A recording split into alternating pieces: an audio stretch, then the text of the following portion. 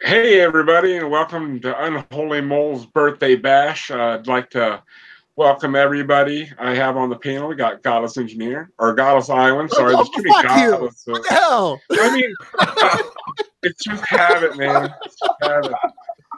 We got Steven. All you people look alike. We got Staggerson that weirdly looks like Oscar at the moment. I don't know why. It is We Oscar. got Nacho. It is I, Oscar. And we got Mrs. Starkey. And didn't I send you a link, Shane? You bastard. Could have swore I did. If I didn't, and I'm mad, I could have swore I sent you a link too. Huh. I must be off my game. I'll try again, sir. I'll try again. But anyway, yeah, go ahead and you guys give it a go ahead and start talking about stuff while I'm sending these links. If you want. Anything interesting going on? Anybody heard of anything interesting in the world of religion? How y'all doing? Well, Matt had a good start. Yeah, I'll do it. Oh, God. You people. You people, what's that supposed to mean? Huh? I'm supposed to come in and say, what's up, y'all? Oh, okay. Okay, fatties. I thought you meant something else. G'day, how you going? I can't argue with the fatty one. Look, never a good stream has a good start, or some other sentence that makes sense. Sure. Yeah. So you should have just Right. when you messed up my name. You should have gone down the line and been like, okay, and we have Rachel Oates, which is Mr. Right. Starkey. We have Crocodile Dundee. I'll take that. The one of the Boondock Saints. And Sabrina the Teenage Witch. How dare you?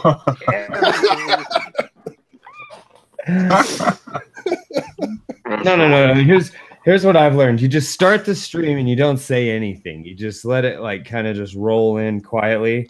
You say, all right, we're just gonna start it slow here and let everybody get a minute to kind of come in, and then nobody expects. Like then you can't fuck that up. You know what I mean? Right.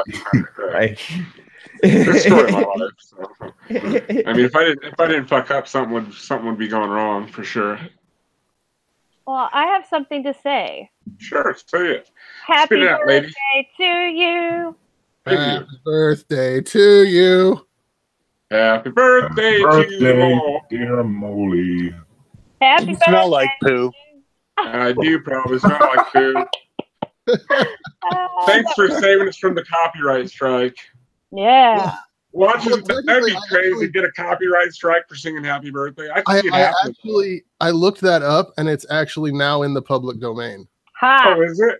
Yeah. I knew it was Yay. coming up, but I wasn't sure when it was. Like 2016. Oh, go ahead, Matt. I'm sorry. Oh, I said it was like in 2016. It came out of the public domain, or Oh, so into that the one will public come domain. out. Went into the public domain.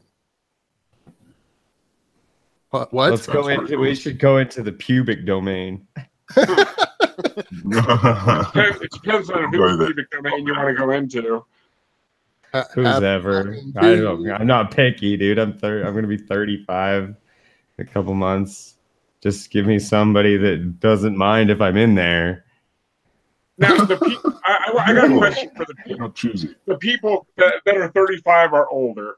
Was 35 a tough birthday for you guys at all? It was kind of for me. Not for me. I just turned remember 35. I don't remember 35. Spooky Bed Air says happy 21st on Holy Mole. Yeah, 21st. That's right. After 20 years ago. After 35, everything starts going really, really fast compared Yes, to. it does. It's already going fast. Yeah, but it gets. Yeah, I'm already feeling the whole, like, my years are going by too quick already. Yep, they continue to do that. But Nacha, I don't know. you were a Jehovah's Witness, so you had like 28 birthdays at once. So of course, it went fast. No, but I haven't actually had that yet. Oh, They've all still been stored up. for a hell of a good birthday. You need to have a birthday party. Yeah. You want one? Yeah. With blow. Well, I'm You need some blow. I Definitely. figure if I was ever gonna do something like that, I'd have to go there to do it. Yeah, come here, dude. Really We'll do experience some it. blow. I'll do some blow with you. Just for the record, I will Not not. necessarily that. I can do that here. I think I'll pass on that one too. I'll be fine. I'll eat a corn dog. I'll Right. just get some Come on, meth. sir. I'll just need some. I just need a little bit of meth to come down on, Yeah, that's about right. I'll take you to McDonald's. It's about it. and then a bottle of whiskey. Hey, probably. McDonald's. I wonder if the McDonald's My there is the Doge. same. Oh, and My Doge. all right, and chat if people are leaving, if someone would like to hop on for a little bit, just let me know and I'll send you a link. That way I can give everybody a chance to hop on. Hop on board the mole train. Well, no. Hop on board the mole train. Well, no, Mole. I just want to say happy, The mole train. Yes. happy fucking birthday, brother. Thank you, buddy. Oh, mad, hey, buddy. Are you gonna ask me how old I am? 84. Yeah, I'm 84. Nice. And what is up, Staggerson? Long time no see, brother. How you doing? I'm well. How are you, man? My man. That's what I meant to say. That's what I was trying to say. You made me all nervous, man. I got a little butterflies in my stomach trying to say hi to you. Since you finally subbed to me memes, I made you a mod. I can't believe you weren't subbed to me all this time. I had no idea. No idea. Thanks for the birthday present, buddy. I appreciate it. Is that a present or is I that made like you a cake, but I ate it. That's cool. I don't need any cake anyway. You guys have seen me. I'm not the most trim fella in the world. I don't need any cake either, but I ate it anyway. Right? It's delicious. Instead of getting a cake today for my birthday, I got me which I probably didn't need, but I got me it was a Hershey's s'mores cream pie, and it had a marshmallow meringue, and then Hershey's. Oh, it was fantastic. I thought you'd be more with the German chocolate. That's almost too rich, dude. German chocolate's delicious, but it's rich, man. I don't like German chocolate. I think it's the texture. I don't know. I just don't like it's like a wet cake is what the It is. It's like it didn't dry out all the way in the oven or something. Yeah. Wet cake. My grandma would put sauerkraut in the cake. Sauerkraut. Really? My grandmother makes cake with mayo. Yeah. It's probably the same thing. Are The you sauerkraut gives gives it texture. It gives you little bitey pieces. Oh. I got a couple more spots in here, guys. If anybody wants a link. That's what she said. Oh. God damn it. That's what she said? Oh, that's a weird thing for her to say. But is that really what you said? Get on the love train, love train. Well, no, I did want to say, Godless Iowan, I've watched your shit, man, and it's nice to finally actually talk to you. So, hi. Hi. Oh, I just assumed everybody knew each other. You know everybody else, Matt? What? You know everybody else, Matt? Oh. Matt, not Matt. Sorry, that sounded a lot like. No, I don't think I've really talked to Mrs. Snarky. But other than that, yeah, I think I know everybody here. You know Steven and Nacha? Oh, I know Nacha, but the cat, no, I don't know the cat. I don't know who Steven. any of you are. Oh, Who are you you know who we are. people? Who are you people? Subbed all of us. You don't know who I am, Steve? Thank you. No, I'm sad. Thank you. I'm sad. I was in the chat where you were talking Red. about rocks, and I was asking questions about rocks. You don't know who I am? Just being stupid. My name is Oscar. I almost got the Grouch. The Swedish vegan Grouch. Actually, he's probably the happiest vegan I've ever met. So, Mole, did you at least go out and have a nice fucking steak or a good burger or something today, man? I didn't go out and have a steak, but I went and bought one and I grilled out tonight, and I made ribeyes and baked potatoes, and we had corn and salad, of course. Nice. Just as long as you went out and fucking at least, or at least ate some good food on your birthday. Oh, hell yeah. Because I know you don't drink or nothing, so no. you got to at least eat some good time to food. enjoy. Yeah, I'm just Compelled Unbeliever wants a link. He says he wants. I know. Yeah, I'm getting there. The only thing I want to know is there going to be a bird or is there not? A murder? A murder? That's what I. Is it gonna be a murder? Why would there be A a murder? murder? What? I don't think so. Oh, sure? A bird. I said there's no murders on the docket that I'm aware of. I'm pretty sure I said burger, not murder, when I was talking, but whatever. Well, I heard you say burger, but I thought Nacha said murder. Yeah, no, and I said bird because compelled is coming in. Yeah, I'm sending him and Mac one. Bird. Mr. Mac. I don't have any room for more food. He doesn't have any room for more food. That could be my thing. I could think what everybody says. That's I do that to my kids all the time. He They'll does say that to his something kids all the time. It's already kind of my thing. Is what I'm trying to say. Yeah, don't steal it. You can use it. I don't mind. Does it drive No your kids Singing is my thing. Okay. He's the Nobody guy else that can came sing. up with it. I'm the guy that sings. Okay. Shane's too shy to come on, but that's cool. I understand. No problem, man. Maybe next time.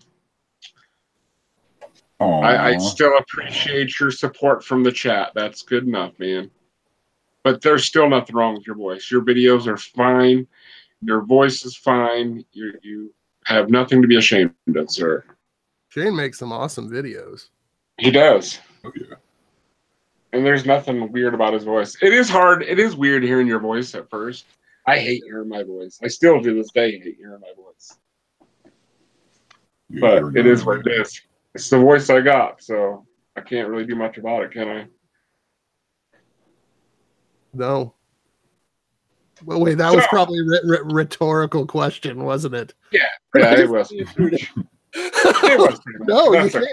Well, I guess you could. You know, I mean, there's bleach. There's like you could Hi, use Mac. a file. Hey, how are you guys? Hey, man. There's my fellow nerdy buddy.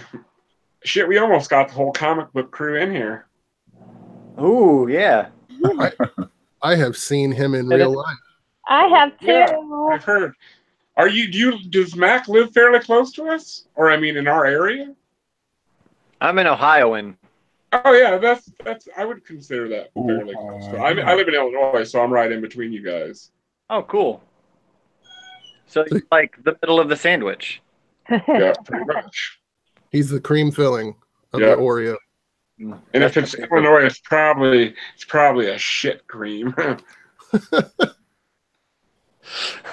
Gross. Not my favorite part.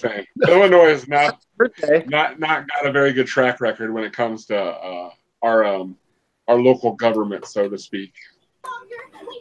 Mole, this is your birthday stream, and you went towards politics, and I'm here. Oh, it was just, why are you doing that is weird. He's done it himself. That is totally weird. That is totally weird. Like seriously, you're gonna get me on a tangent. Don't do that shit, Mole. I won't do that. So, have you guys heard about Ken Ham's or in the Ark are saying they're being persecuted for for people not allowing public schools to have field trips at the Ark?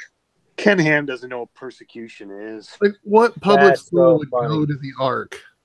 Yeah, and in what way would that not be try to indoctrinate them? They're like, oh, it's just an alternative worldview to the one they're taught in school. Well, not to mention, yeah, it's one totally that's not against the fucking law. one that's not couched in fact. First of all, Like he knows what they teach in school, like he ever went. Well, he actually did, but yeah.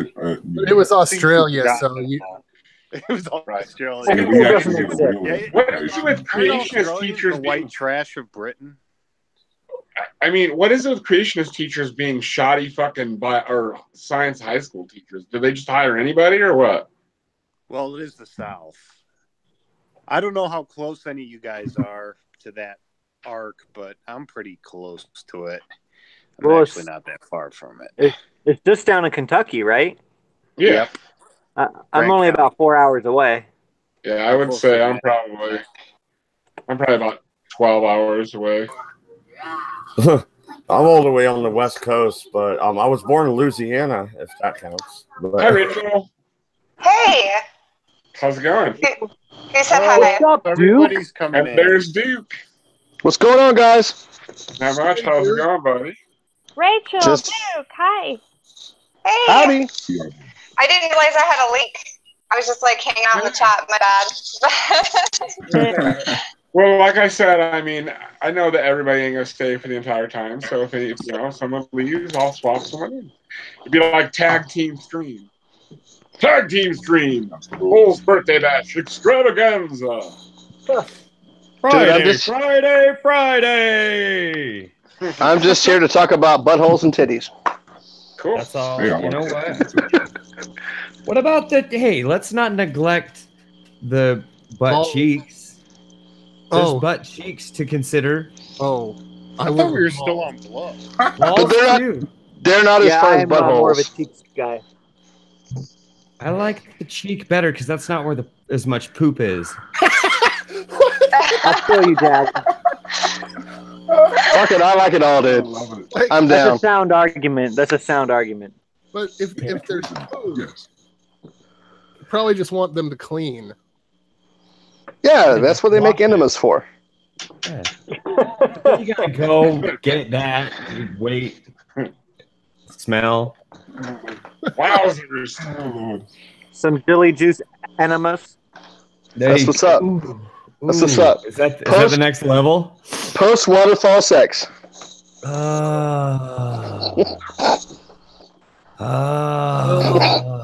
Diarrhea is nature's lube. Oh, shit. That's Yeah, right, but that's so is blood, dude. That's just creepy. Why? You didn't get to watch Mr. Rogers when you were a kid or some shit.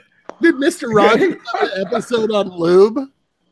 No, but the rest of us got to watch Mr. Rogers, and we don't act like that.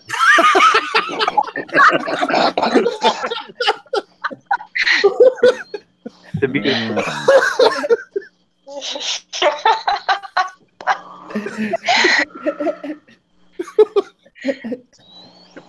Dude, Mr. Rogers was a freak. While we're talking about old school television hosts, what do you guys think, Mr. Wizard or Bill Nye? Bill Nye. Mr. Wizard. Bill Nye. I would say Mr. Wizard myself too. I remember distinctly liking Mr. Wizard's program Nice. better when I was a kid. I felt like Mr. Wizard was more informative and less goofy. I don't Okay, remember go. Mr. Wizard. Yeah, I'm throwing in a curve here because, like Mrs. Snarky said in the chat, Beekman's World was my thing. Although, as an adult, looking back, it does seem like Mr. Wizard touched those kids an awful lot. Like he put his hands on them a lot. Whoa. Was he a Catholic priest? Oh, hey. My son's going through a really awesome phase right now, so we're watching one of my favorite childhood shows, The Magic School Bus. Yeah. Oh, God. That was the shit, and they have like a new one now, and it's also pretty awesome. So, Is it also I- My daughter, my daughter I don't like the new one. I like the Fuck, old I'm one. old. I like Magic the old School one. Bus was one of those shows that was still playing like when I get home from school and like in high school, and it was one of the shows that was just on, so I would watch it because it was like the only thing to watch. So I remember watching that show when I was like 16. And Yeah. I fucking hate it. I'm older you than don't need dirt. an excuse. You don't need an excuse, Jag. I mean, it was like Beast Wars would be on, Saved by Holy the Bell. shit, how old are you? Well, no, like when I was. Hey, hush. Sorry about that. When I would get home, it would be chips. It would be fucking Animorphs, shit like that. But then you had TGIF. You know, thank God it's Friday, where you had Boy Meets World and all the good shit. Topanga. I love it. Ah, Topanga. I watched when I was a kid. I wasn't a kid. I was like 16, 17 years old. And I was sitting watching Teletubbies and Blue's Clues. Like that's telling. Oh yeah. Why would you? That's telling. That's telling, dude. This shit is amazing. We would get stoned. Dude, I love Blue's Clues, man. I would put my kid to bed. My kid would be watching Blue's Clues. I'd put him to bed, and then I would start it over again. I wanted to hang out with Steve so freaking bad. Like the plot, dude. Teletubbies is shit. Have you ever watched Dark Side of the Moon, like Wizard of Oz with Dark Side of the Moon on? And yes. You know how it puts you in that weird mental state, like you don't even have to be stoned. Just fucking watch Teletubbies, dude. It's the same shit. It's the same. Because they're all stoned. Thing. It's like, you just like it draws you in, man. Well, great. You remember when Disney actually did good shit like Chip and Dale Rescue Rangers and Tailspin? You know, good shit. Oh yeah. Yeah.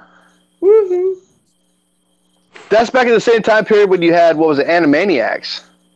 I remember that. Yeah. Okay. For reference, I turned. Yeah, but they were Disney though. For reference, since it is Mole's birthday, I turned 34 in November. So there's your reference point for what I fucking want. Second.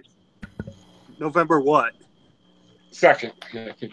Yeah, second. That's what I said. Yeah, okay. November 2nd. Open your ears, dude. Clean your ears out. Pay attention. Animaniacs was the shit. And it was there was an entire episode where they dropped anvils on Jerry Lewis's head. Mm-hmm. I remember that actually. God damn it. And then there was a Tiny Toons episode where it was all They Might Be Giants. Yes. That's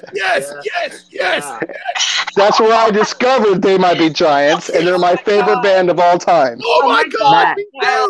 Matt, put that boner down. Holy shit! No, this is like finding a needle in a haystack. Another They Might Be Giants super fan. Oh my God, I am happier. This is my birthday now, Mo. This is my birthday. Dude,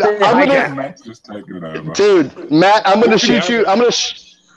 Matt, I'm gonna shoot you a video. My daughter is super into They Might Be Giants also because of me, and I've got a video of us riding in the truck, dancing and singing They Might Be Giants tunes. We have like a CD of just nonstop They Might Be Giants, and we just ride along, singing along to it. It's hilarious. Awesome. Oh man, yeah, I've been posting They Might Be Giants music all night on Twitter. Oh. I was listening to that shit earlier. That's right. I was gonna say something. That's right, because I clicked on that fucking video you posted, and I was listening to him for like half an hour. What's your favorite tune, man? Mine? You mean in general or just by? No. I mean your favorite They Might Be Giants tune. I am huge into Fingertips is probably my I love Fingertips, but then I also like Birdhouse in Your Soul. The Statue Got Me High, and I really like James K. Polk.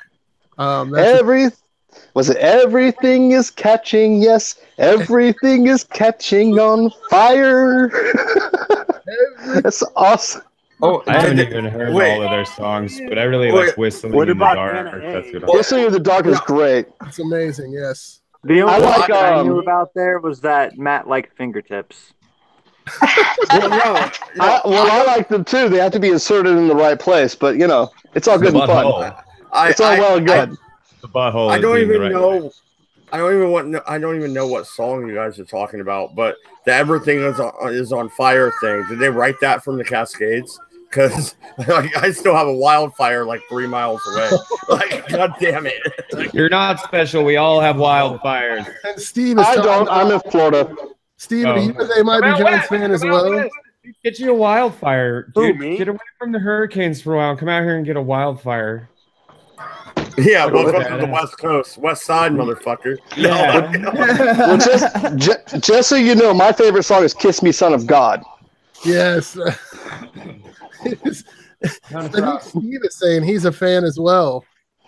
My favorite They Might Be Giants song is Anna Ang. I love that song. It's a great song. I first heard it on Dr. Demento on the radio in the 80s. Holy shit, Dr. Demento. Yeah, that was good stuff. What was that band that did the Happy Boy song? Wait, what? On Dr. Demento, they like got famous for doing the, was it, I was walking down the street on a sunny day, Yes. hubba, hubba, hubba, hubba, hubba. Compelled Unbeliever in Colorado. We're in Colorado.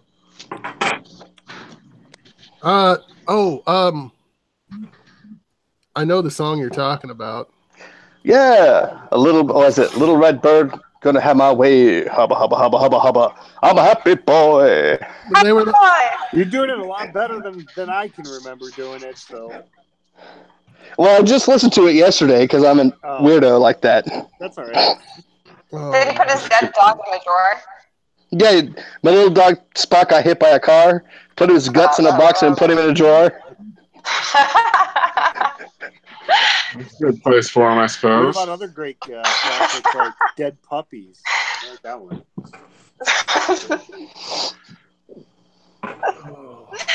Happy birthday, Dead Puppies.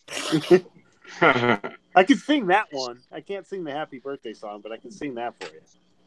Happy birthday, dead puppy. Oh, what's the Weird Al one? Sounds like a choir song or something.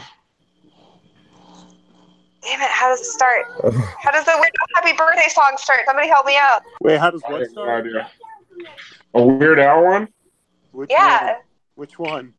He has a happy birthday parody? Oh, he has a Happy Birthday Birthday song? to you. Happy birthday. Happy birthday to you. It's time to celebrate your birthday. It happens every year. Eat a lot of broccoli and drink a lot of beer. What's he parodying? What's he parodying? Parodying. I have no idea. He doesn't Parody. parody all Yeah, the time. most- He's Go look it got up. some originals. Most of his songs are originals. Yeah. Yeah, they are. Dude, the greatest thing he ever did, It's one of my What do you mean? the greatest thing he ever did was doing like the top 20 hits to polka. Like No. his like his polka version of Paradise. it. No, Does that a Amish lot. Paradise. I will argue with you. Amish Paradise. Oh come on, dude! His Yeah. polka version of "Despite Come All My on, dude. Rage," I'm Eat still It. just a rat in a cage by Eat It was freaking. great. Eat It was pretty good. Oh, White I gotta give you that. Nerdy's pretty funny. What was the White Beastie Nerdies. song? Beastie My daughter Boys. loves White and Nerdy. I love Trapped in the Drive-Thru. I can appreciate Yes. like all 8 days of that Yeah. fucking video. It's Isn't that fucking thing, like, amazing. That's my 20 minutes long. Yeah, and it's just nothing. Nothing's happening through the whole thing, and it's so interesting and compelling. And you're on the edge of your seat, waiting to find out that nothing is happening. Really, it's just going to get a burger. Was that like a parody of Trapped in the Closet? It's like the end of Monty Python's The Final Ripoff. The monk- Was that like a parody of R. 20 Kelly? minutes of Yeah, Well, no, it was, Duke. Yeah. So it's very like good. my YouTube channel. Anyway, moving on. Well, stop peeing on minors. For Yeah. fuck's sake. Wait, what? Hey, they come not minors like underage people, like cold. He meant like the people, yeah, or gold miners. Yeah. Like the Seven Dwarfs. I ain't saying she a gold miner, but I'm gonna pee on her face anyway. That's what I'm saying. Stop peeing That's on his the son. Seven Dwarfs, dude. It'll be okay. Yeah. God damn. Everything's gonna be fine if you lay off that. Well, I did it to myself. I made my own self, putting down jokes. So go ahead and move on, Mole. It's your show. It's your birthday. I'm just listening. I'm just listening, man. Don't throw that weight of the world on my shoulders. Yeah, don't give him all the responsibility. It's his birthday. He doesn't have to do shit. Yeah. No, Leave he him invited me alone. in. Leave him Yeah. alone, man, Dodge. I got one. All right. What was the last genre of music you guys listened to? Mine was power metal. I was feeling epic today. I was blaring some country, so fucking go ahead and hate me, guys. Go ahead. I'm actually with you. As long as I'm it was actually old with you school there. country. As long as it was old school country, not that new pop country bullshit. I was blasting "Man, It's So Loud in Here" by They Might Be Giants. Yes. Waylon Jennings, Mole, to answer your question. It was Waylon Jennings. Oh, then that's real country. That's A-okay, sir. I give it 2 mole paws up. Sturgill Simpson. You were Sturgill listening. Simpson. I don't know what that is. That's not a genre. That's a person. That's well, he's a modern country guy, but he's like an agnostic atheist country guy that writes like Okay. I guess really I do like satirical some shit. country. Oh, give me a I like link that then. Chris Stapleton guy. He sounds like he sounds like outlaw country, but he's great. Oh no, That no might be shit. cool, man. Yeah, kind Is of it like Pop Shooter a link in the Jennings. side chat. I'll check that out. Sure. Yeah, like I would check Oh, that out. Keen, you're on your phone, aren't you? DM me his name later. Dude. Everybody just fell off. You know what happened? Yeah, why is everyone running bugging out? What's up? No, they're not. Google sucks. Oh, They'll be. Anytime Mad Dodge is in a hangout, that shit You're scaring happens. my friends away, man. I got kicked out. Did you hear what I said, Duke? I was I saying didn't. that. I was saying to. DM me a name of that guy you were telling me about. It's like. check I out, totally will. You're on your tweet phone, it. so you can't pop it in the side chat. So just either tweet it out or DM it to me, one of the two. I'll totally DM it. Like his record that I love is called "The Modern Sounds of Country Music," and the first song on the record is called "Turtles All the Way Down," and it's a parody of like creation. But it's also talking about like use of psychedelic drugs to kind of find yourself. He's a whole different other beast of country music, but it sounds like classic country music. It's good shit, man. Oh, that's cool. I'm gonna check it out. Yeah, me too, actually. So Mole, when he does that, hit me up with it. I would like to check it out. Do you follow me on Twitter? I don't think I've met you before, Duke. So I was telling Mole to tell me what you. Don't try to recruit him to your weird political anarcho-capitalist commune. Oh, I am not. Are you nuts, dude? I'm a fucking liberal. Get off that fucking train. No, he's gonna try to recruit you. Is what I'm saying. Oh, okay. That's fine. I'll try to recruit him to the Church of the Risen Macho Man, Randy Savage. It'll all work out. Yeah. Oh, dude. Oh, yeah. Snap into a Slim Jim. That's right. If you join right now, I will teach you the perfect celestial flying elbow. Yeah, is it only for $9.95? No. It's for 36 easy payments of $72.95. No. Enough. Come on, dude. That's easy, guys. Those are easy payments. If you're talking wrestling, it's 99 cents for the first minute, $5.99 for each additional minute. Listen. I founded this religion. I make up the fucking rules. You're mixing it up with the sex line, Matt. No, you don't remember they used to have wrestling hotlines? Did they? Yes. I remember. Yes, I remember. I actually got in trouble because I called one. My brother As did a too. kid. My brother called one and was on the phone with them for like 6 hours. Oh my god! Like that Beavis and Butthead episode. Wow. It was like $3.99 for each additional minute after the first, and my parents got the phone bill. And this is back in the early or mid to, I guess it would be mid to late 80s. And they got the phone bill, and it was over like $500 or something like that. I would have fucking whooped that kid's This ass. is why You would have just had to like send him away. Like you could sell him to like whatever. Somebody will buy a kid. Like this is it depends on the kid. Like my parents went on vacation, and he was like 18 years old, and he stayed home. And he was spent 18 hours. and he did that? No. This is a different time. He was 18 years old, and he spent hours figuring out my parents' passcode to the DirecTV, and then he ordered like $400 worth of porn. Hell yeah! Wow. Did he at least record it all to VHS? No, he didn't record any of it. What an idiot! And now, so does he think they're not going to find out, or what? I don't know what he thought he was going to do, but he tried to say, it wasn't me. The DirecTV messed up, and it was just playing that all weekend. So he wrote that song and sold it, right? It wasn't me. He wrote that.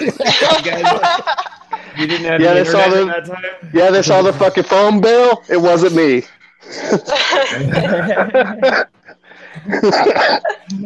I blamed it on the fucking cable. It wasn't me. Somebody ordered porno. It wasn't me.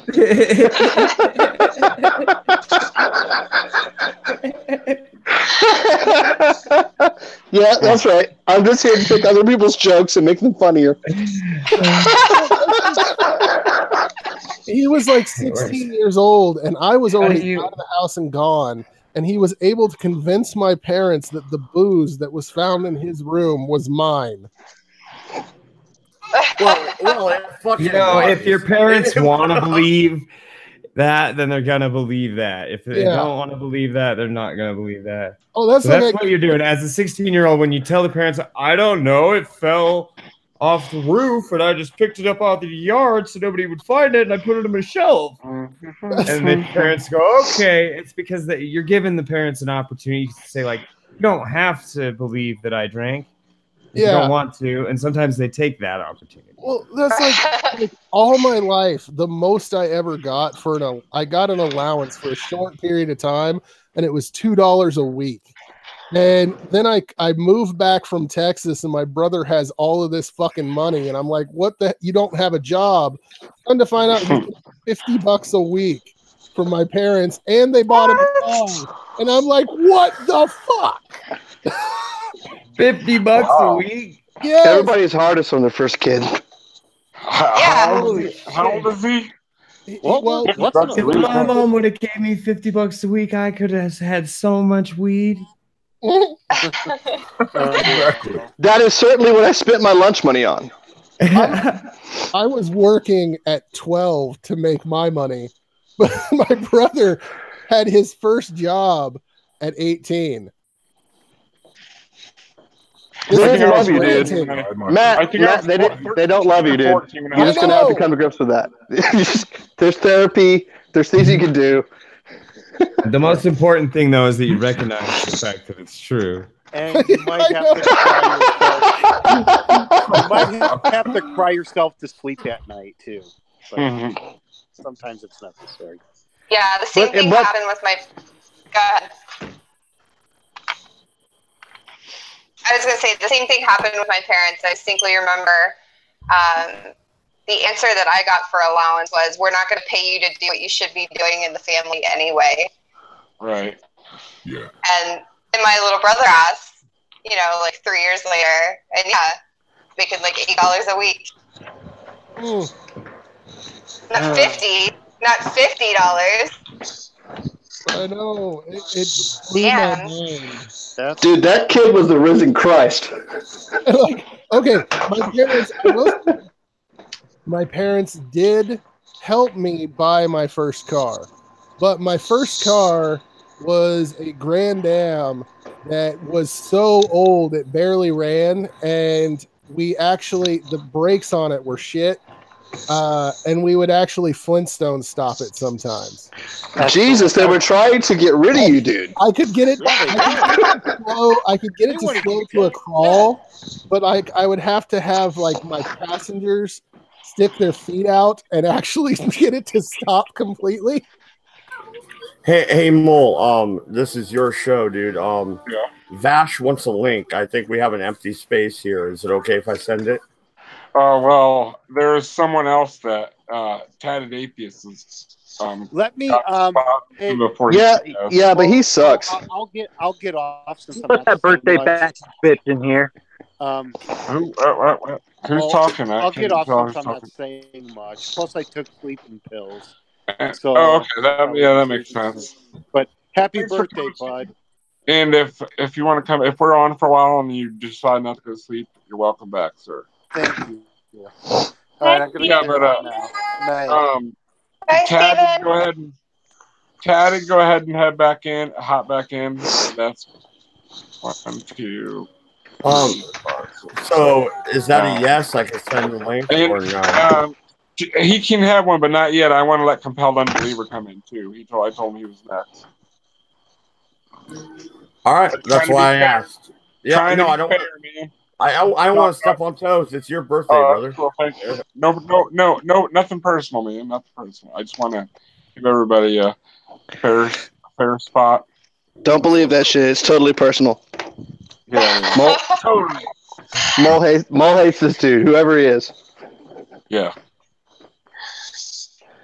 He doesn't really. I'm just a jerk. He's just a jerk. Who likes And silence comes over the room. I've done it again. He loves Macho Man, and they might be giants. There's no spots open. I don't know who you're talking about. I was just counting. I think there's 2 spots open in the chat. But say what? 8, 9. No, there's 10 in here. Yeah. Well, when there'll be 9, but still. But it is Tad's birthday too, so and he was already here to begin with, so he had to bounce for a second. So I told him he could pop back in. So now he should be able to get back in since Steve dropped. Yeah.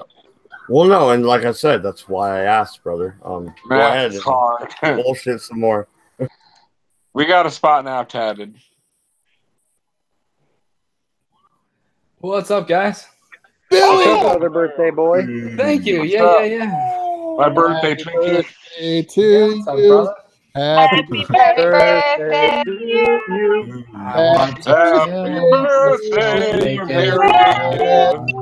Happy birthday to you. Fuck, that was a train wreck. Have a wonderful day, Sir William. Thank you. It's already night time, but yeah, thank you. Why are people still singing? Oh, because I didn't turn my mic. Yeah, I didn't mind. Rookie mistake. Oh yeah, a little bit of one. God damn it. Oh, so how's everyone doing this night? Great. I'm well. Spending time with the people I like to spend time with and having a nice little conversation. Hey, do you think we could do a? What do you think? Do you think we would get in trouble if we tried to GoFundMe a trip to send a bunch of atheists to fucking do the Ark? To the Ark? No, I don't think get in trouble for it. Wouldn't that be cool? That would be a blast. That would be a great idea. Great idea. Not very many people would want to donate to it, though. Yeah, an atheist field trip. I would love it. That's a good idea. Yeah, everybody jump on the short bus. Let's go. If for some reason we can't do a GoFundMe, we could always do like a Kickstart. Right. Yeah. You can also do a GoFundMe for wishes. It allows you to do GoFundMes for wishes and hopes. So yeah. So, a fucking nihilist. We don't have any hopes, right? That's right. Life is just meaningless. I mean, Rachel's blue. Yeah. Well, hey, that's not her name anymore, buddy. Oh, it's not her name? No. That is Doe-Eyed Atheist, brother. Doe-Eyed Atheist? Okay. Everyone go sub to her channel right now. Tell her to make a comment in chat. It'll be easier for people to get to her channel that way. Oh, I already Just put a link up. Is there a link in the side chat? Oh no, I didn't put it in the side chat. Yeah, throw another one in there for everybody. Thanks, love. My phone. Boom. And unlike Godless Island, I'm gonna actually put the other person's channel up there. You fucking asshole. Other person's channel? Yeah. Some dick likes to put my channel or his channel and then Vader tag. Fuck that noise. Is someone in a Cessna? Yeah, it was dude. That was just a really long fart. That's a really weird fart. The dad jokes. Oh, the beard. Yeah, it's a glorious goddamn beard. It's very Jesus-like. Except No. it's real. No. My hands don't hurt. No. Also, he did way more crunches and sit-ups than I do. What, he had abs? That's some dedication. Probably not, though. Like, the real Jesus, if there was a real Jesus, he probably didn't have abs. He certainly wasn't white either. Well, he probably they just did weren't because pronounced. yeah, I mean, he probably didn't have a lot of fat on him because he was wandering around the desert and shit. And he was a stonemason. Fish. Or He ate a lot of or whatever fish you and wanna call bread, it. you know. But if he needed money, he could just Ooh. get money out of fish mouths anytime. That's a fair point. And Why didn't he like, just sell fish and feed? Like, why didn't he feed everybody? Why didn't he just go around making fish? Why didn't he make that his thing? Make You're fish. poking holes in the logic. It A lot of logic seems to in me. Didn't he say sell all your belongings and give the money to the poor? Yes. Doesn't he it's own e- all those it's- fish? it's Doesn't he own the easier- ability to? make Yeah, it's those easier fish? for a camel to pass through the eye of a needle than it is for a rich man to get into heaven. Some shit like well, that. that's like, it Yeah. would have been much more impressive if he had turned water into like pina coladas. Because they didn't exist They're back monsters. then.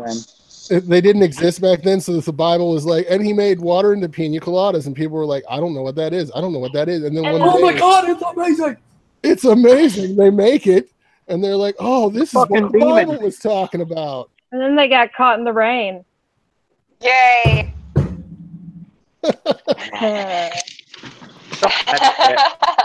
I like pina coladas. No more singing in Help this group.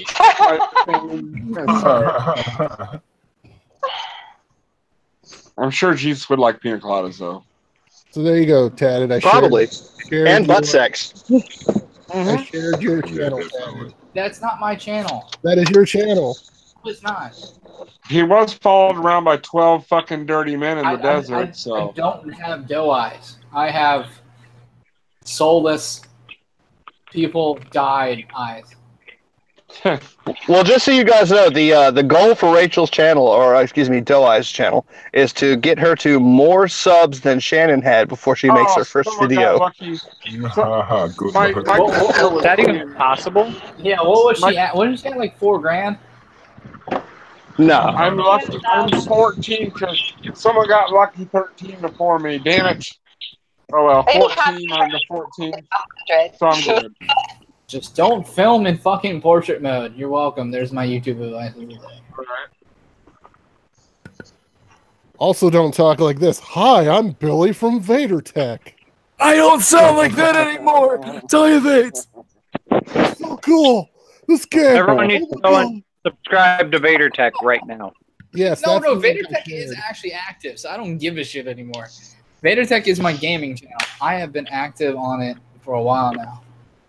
Yeah, I saw a couple updates on it.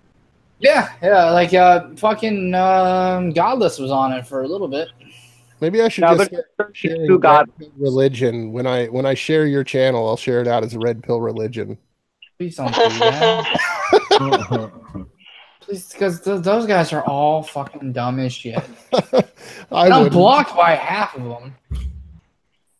Like, fucking Brass blocked me so goddamn quick, which was super nice of him. Oh, I love you. No, I'm fine with him blocking me. I don't give a fuck. Fuck Brass. He's fucking dumb. He's one of those people that's like, look how smart I am. No. I have a Catholic theist or classical theist retweeting me at the moment. So yeah, there's that. Oh yeah, yay! Yeah. I left a lovely comment for SJ the other day, and she never responded. I don't know why. No, she does not respond if you go with a good fucking argument. She will not respond. Did you guys see the shit that went down between me and SJ? Yeah. Yeah. I'm surprised she Where fucking she was agreed like- with you. But she was like calling me out. I'm like- I'm Like she was like calling me out. Like I'd love to have a conversation with Duke. Blah blah blah blah blah blah blah. So I was like, okay, sweet, I'm down. Let's get together and set a date. She's like, well, you have to talk to Andrew first. Who the fuck is Andrew? And I was like, oh. Andrew What's it? Strabalatis from the Red Pill Religion. Is that like her guard? Is that like the gatekeeper? You have That's to a great pass, you have question. to Not get scared of past the having a troll. conversation. Like you have to get past Hey. the bridge troll. Yeah. I got a yeah. question for PI real quick. Have you got your accomplishment of being blocked by Steve Shives yet? Frankie was asking. Oh, let me see. I don't know if he's blocked me yet either. I asked him to block me. I just thought he had everybody on auto block. Like, Last time I checked, I was not blocked. I was blocked by him as soon as I had a Twitter, dude. Before you can debate me, you must go on a quest. You must bring you must defeat. Dude, that was my response. That was my response, man. I was straight up like the head feather of a quail. You must. That was my response. I was just like, you know what, dude? Fuck it. Forget it. I'm done. And that's like kind of the reason why I had that tweet today where I was like, I'm not even talking to them anymore. Because it's just, I'm done with it. It's like, I'm tired of beating my head against the wall. You know what I mean? It's like, if I have to answer the same 10 fucking questions again, I'm going to fucking have a nosebleed from it. I know it. But your morality is subjective, not objective. 10. So I have not been blocked by Steve Shives, but to go on the SJ rant that I have, the Geek Room knows what I'm talking about. We had a debate between me and SJ set up. SJ then found out that I called her sugary sweet hate. Oh, I love that. Can I make a good description? Can I make a recommendation? Yeah. Just leave Steve Shives alone.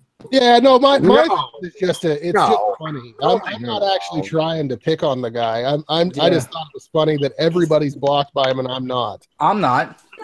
Well, I am blocked by Steve Shives, but I'm not blocked by Christy Winters.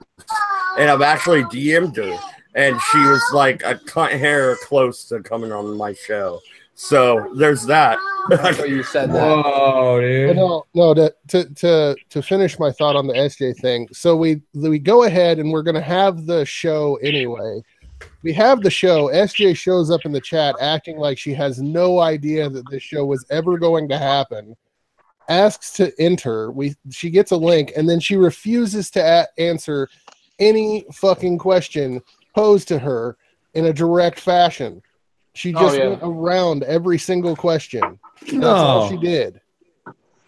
That's all she did. No. Yeah, I'm setting up to talk, but I think I'm gonna go to her channel. Her big argument against me, like her big mic drop moment was, well, I don't see why you can talk about morals anyway, being a relativist. And it's like, you're a relativist. Then let's talk about the Bible then. Yeah. She talks about how we can only understand the Bible if we understand the culture and the times in which it was written and the practices back then. And it's like, well, then you're a fucking relativist. That's what moral relativism is. Yeah. And then you just go, isn't your God all knowing? Yeah.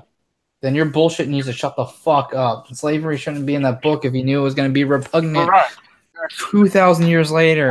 None of it should be in the book. Like, there should have never been no need for a Satan. He should have known that was going to happen. There should have been no need for any of it. None of it. None of it makes sense. If he's omniscient, then none of it makes sense. None of it at all. No, not a wink. It's fucking ridiculous.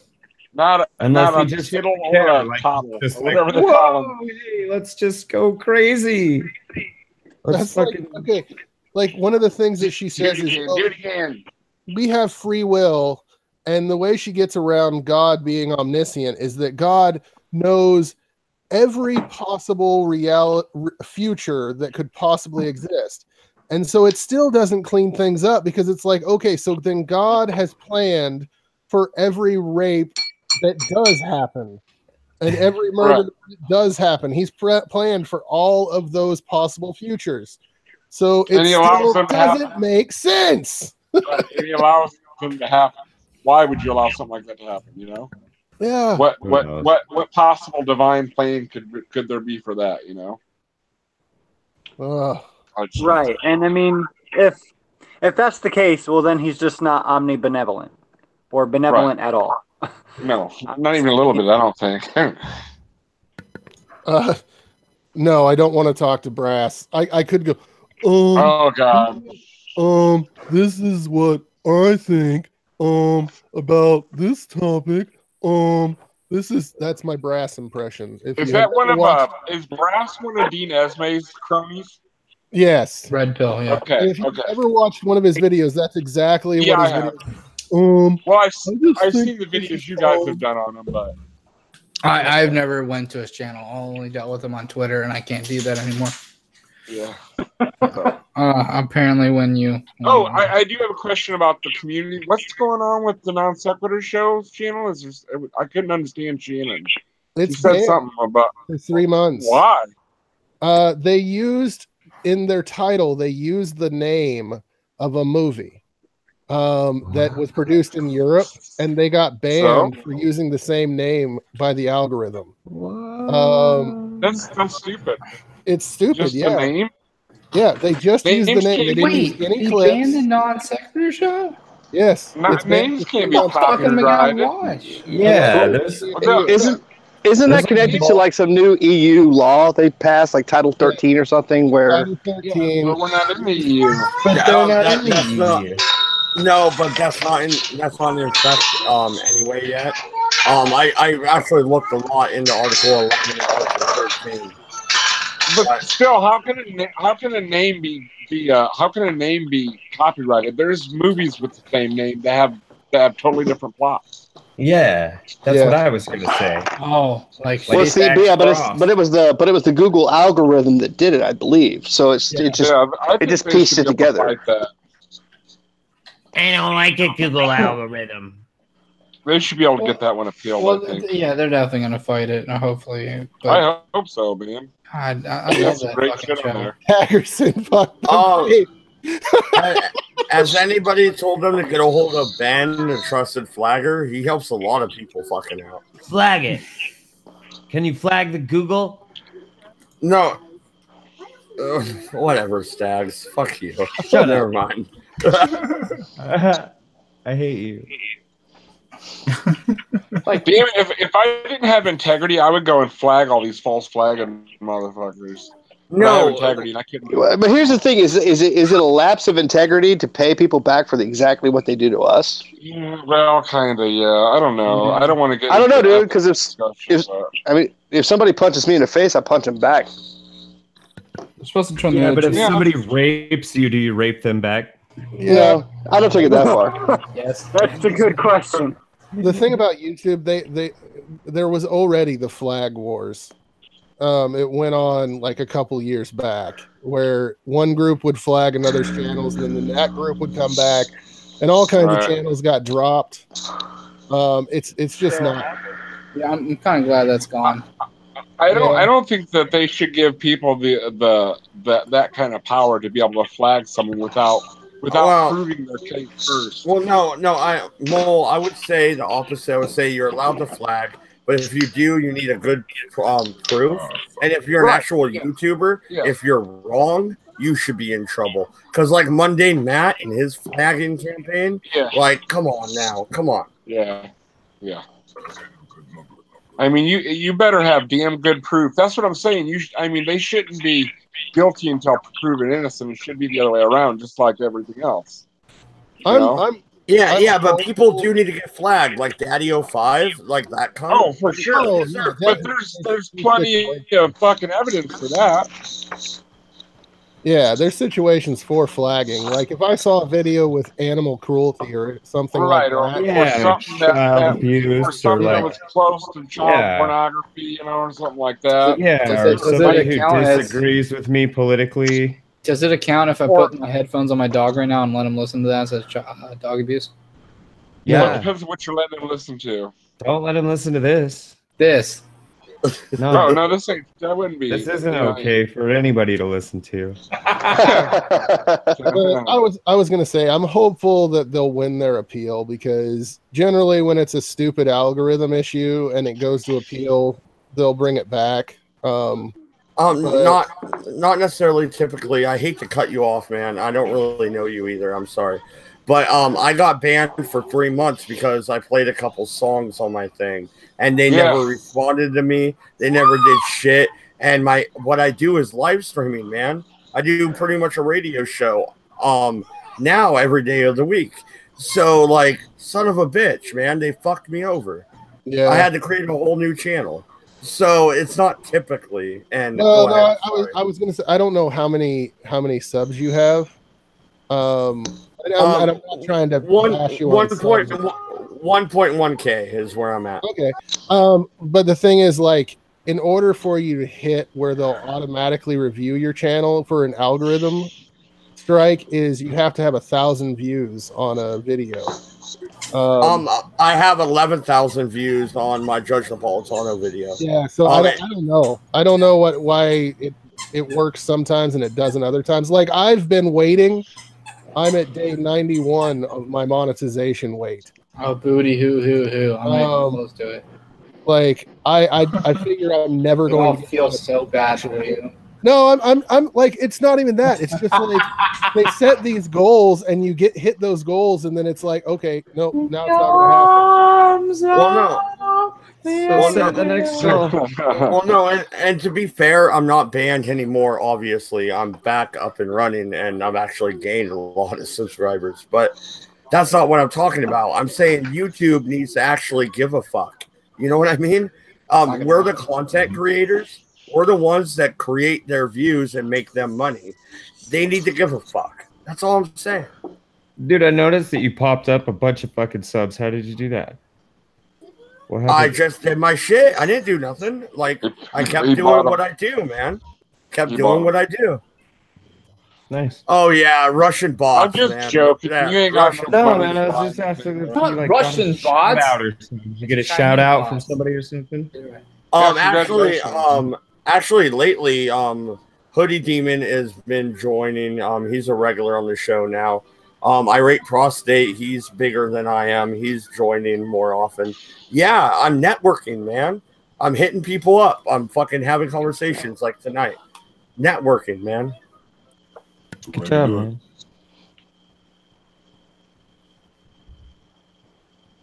Well,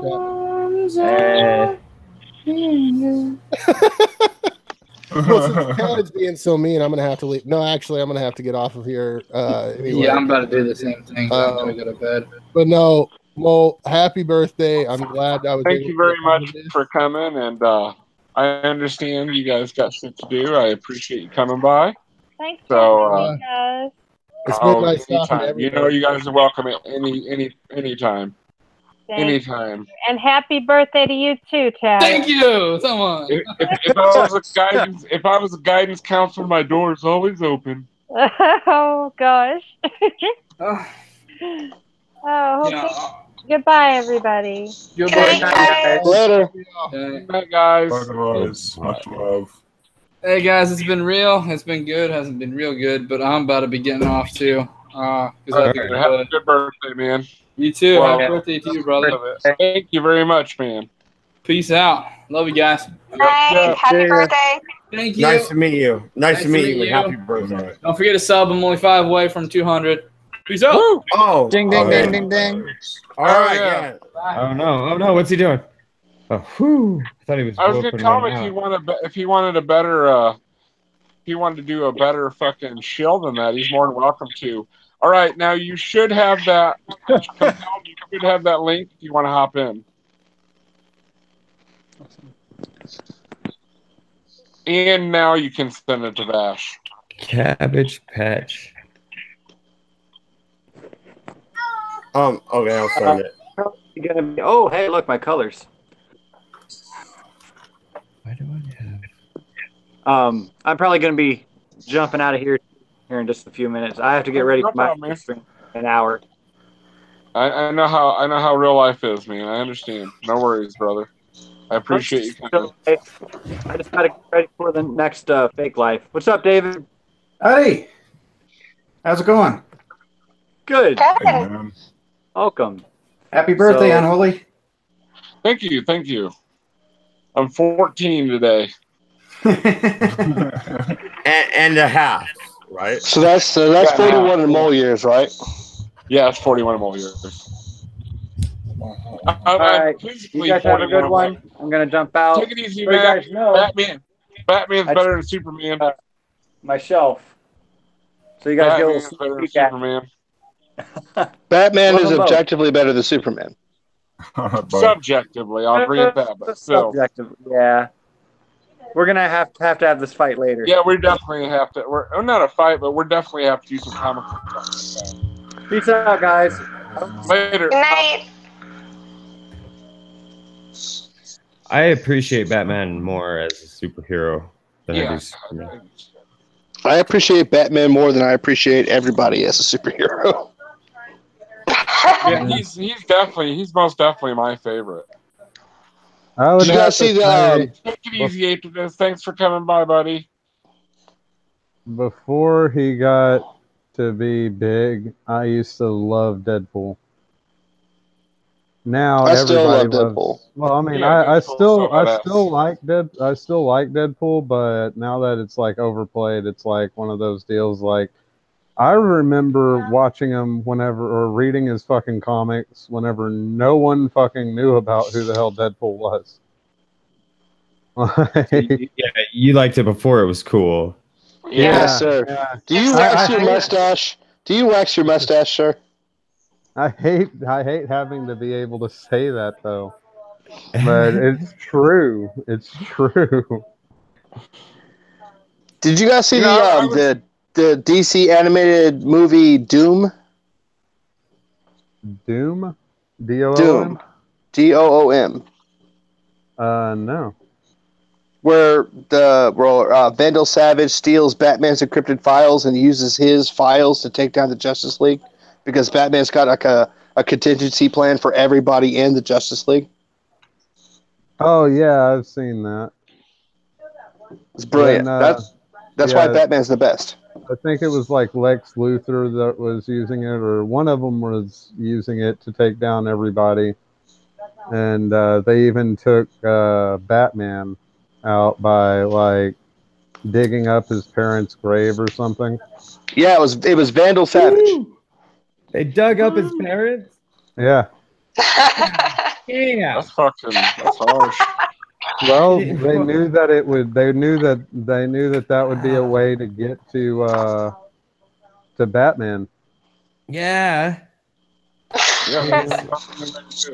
What the fuck, man? You know, I never thought about it, but before, maybe it's an atheist thing, or there's something in the back of my mind. But I always loved Batman the best because he wasn't given supernatural powers. He used his mind. He used his mind to invent these wonderful things, and then he was smart, and he had to outsmart his villains. Most of his villains were extremely capable, but he had to use his mind. Yeah, well, and beat him up too. He had to outdo him physically, which was an advantage that he had over many of the people that he fought. He can beat up the Riddler, no problem. You know what I mean? Like, he got a hold of the Riddler, just beat the shit out of everybody. Yeah. Well, what did you guys think about the thing where Batman is an atheist? I could see it. Who cares? Just don't. Like, what? What are you doing? I was just curious because like he actually lives in a universe with gods, so it just seems odd to me. I mean, like, he knows Superman. If I was friends with basically gods, then I wouldn't believe in a god either. I mean, I know Thor. He lives right down the road. Like, okay, like, how do you view that as a god anymore? Like, hey Thor, can you get your dog to stop shitting on my lawn? Like at that point, they're not necessarily gods, right? Fair enough. But he does doesn't get into adventures like John Constantine, and there's like a hell, and there's like a heaven. You know what I mean? It's like in the plot arc, there seems to be something supernatural existing in the Batman universe. So it just seemed odd to me.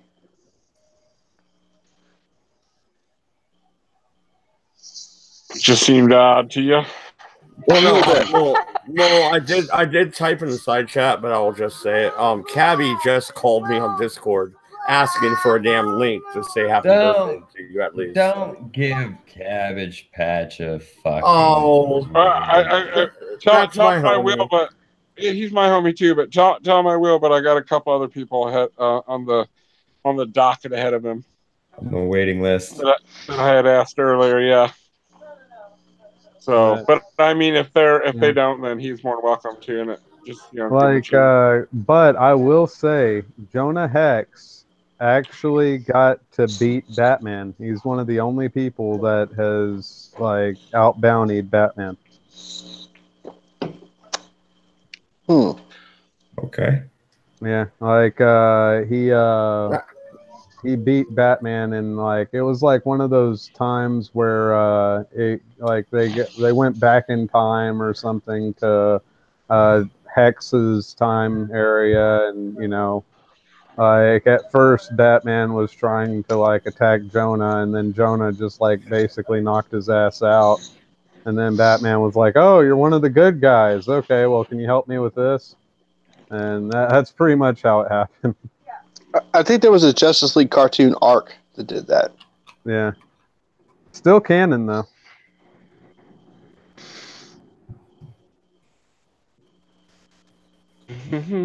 Dead silence. Dead silence. How about titties? Who likes titties? I like titties. Speaking of titties, how do you guys feel about an Iron Man's new apprentice? Huh? Who is this? What? Iron Man's new apprentice, the Ironheart, the Have no black idea. chick that apparently, well, she is, she has all of the attitude of Tony Stark, but none of the brain power. Oh, that's unfortunate. Oh, so it's like a James Rhodes situation. Like a Rhodey situation. Like back in the day when Tony was too drunk to be Iron Man, so they put James Rhodes in the role. Well, no, Rhodes flat out fucking told Tony that he was taking the suit because Iron Man wasn't, like, Tony wasn't in the position to do anything. Like, it would hinder him more if he would take the suit out whenever he was inebriated like he was. Yeah, but I mean, he wasn't as intelligent as Stark. Oh, no, but this chick takes the suit because she thinks that it's cool. And then Stark himself says, "Give me the suit back." And then she says, "No."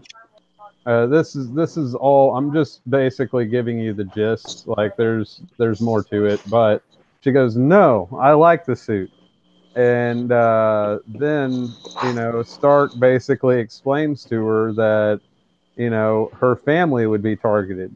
So because it was risking her mom and dad like getting mad at her and her like family being put into jeopardy, she gives back the suit, only to have it then given back to her a little bit later. And it's like it didn't make any sense because the reason why Tony Stark is fucking amazing in the position that he's in, and why he's so fucking cocky, is because he's been through fucking hell to get there. Like he's eaten so much fucking crow that he's shitting feathers. And he got really, really, really fucking good at what he did. This chick is not deserving of the fucking Iron Man suit. Well, Tony Stark's kind of the Bruce Wayne of the Marvel Universe, really. He's a billionaire. Yeah. He created his. He doesn't have any natural superpowers. He used his intellect to create a suit that made him superpowered. Essentially, that is his and Batman's superpowers. They're super. They're super smart.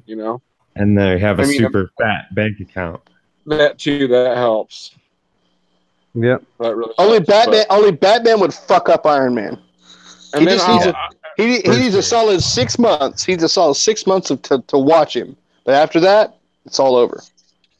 No, like Oliver Queen. I like Oliver Queen, but he's like a fucking almost. It's too close to Batman's character for my taste, and they're both DC characters. It's Oliver Queen would not win against Batman. They have a rivalry in the comic books. You know that, right? Like, yeah, they have a rivalry, but it's a stupid rivalry because Batman would kill him.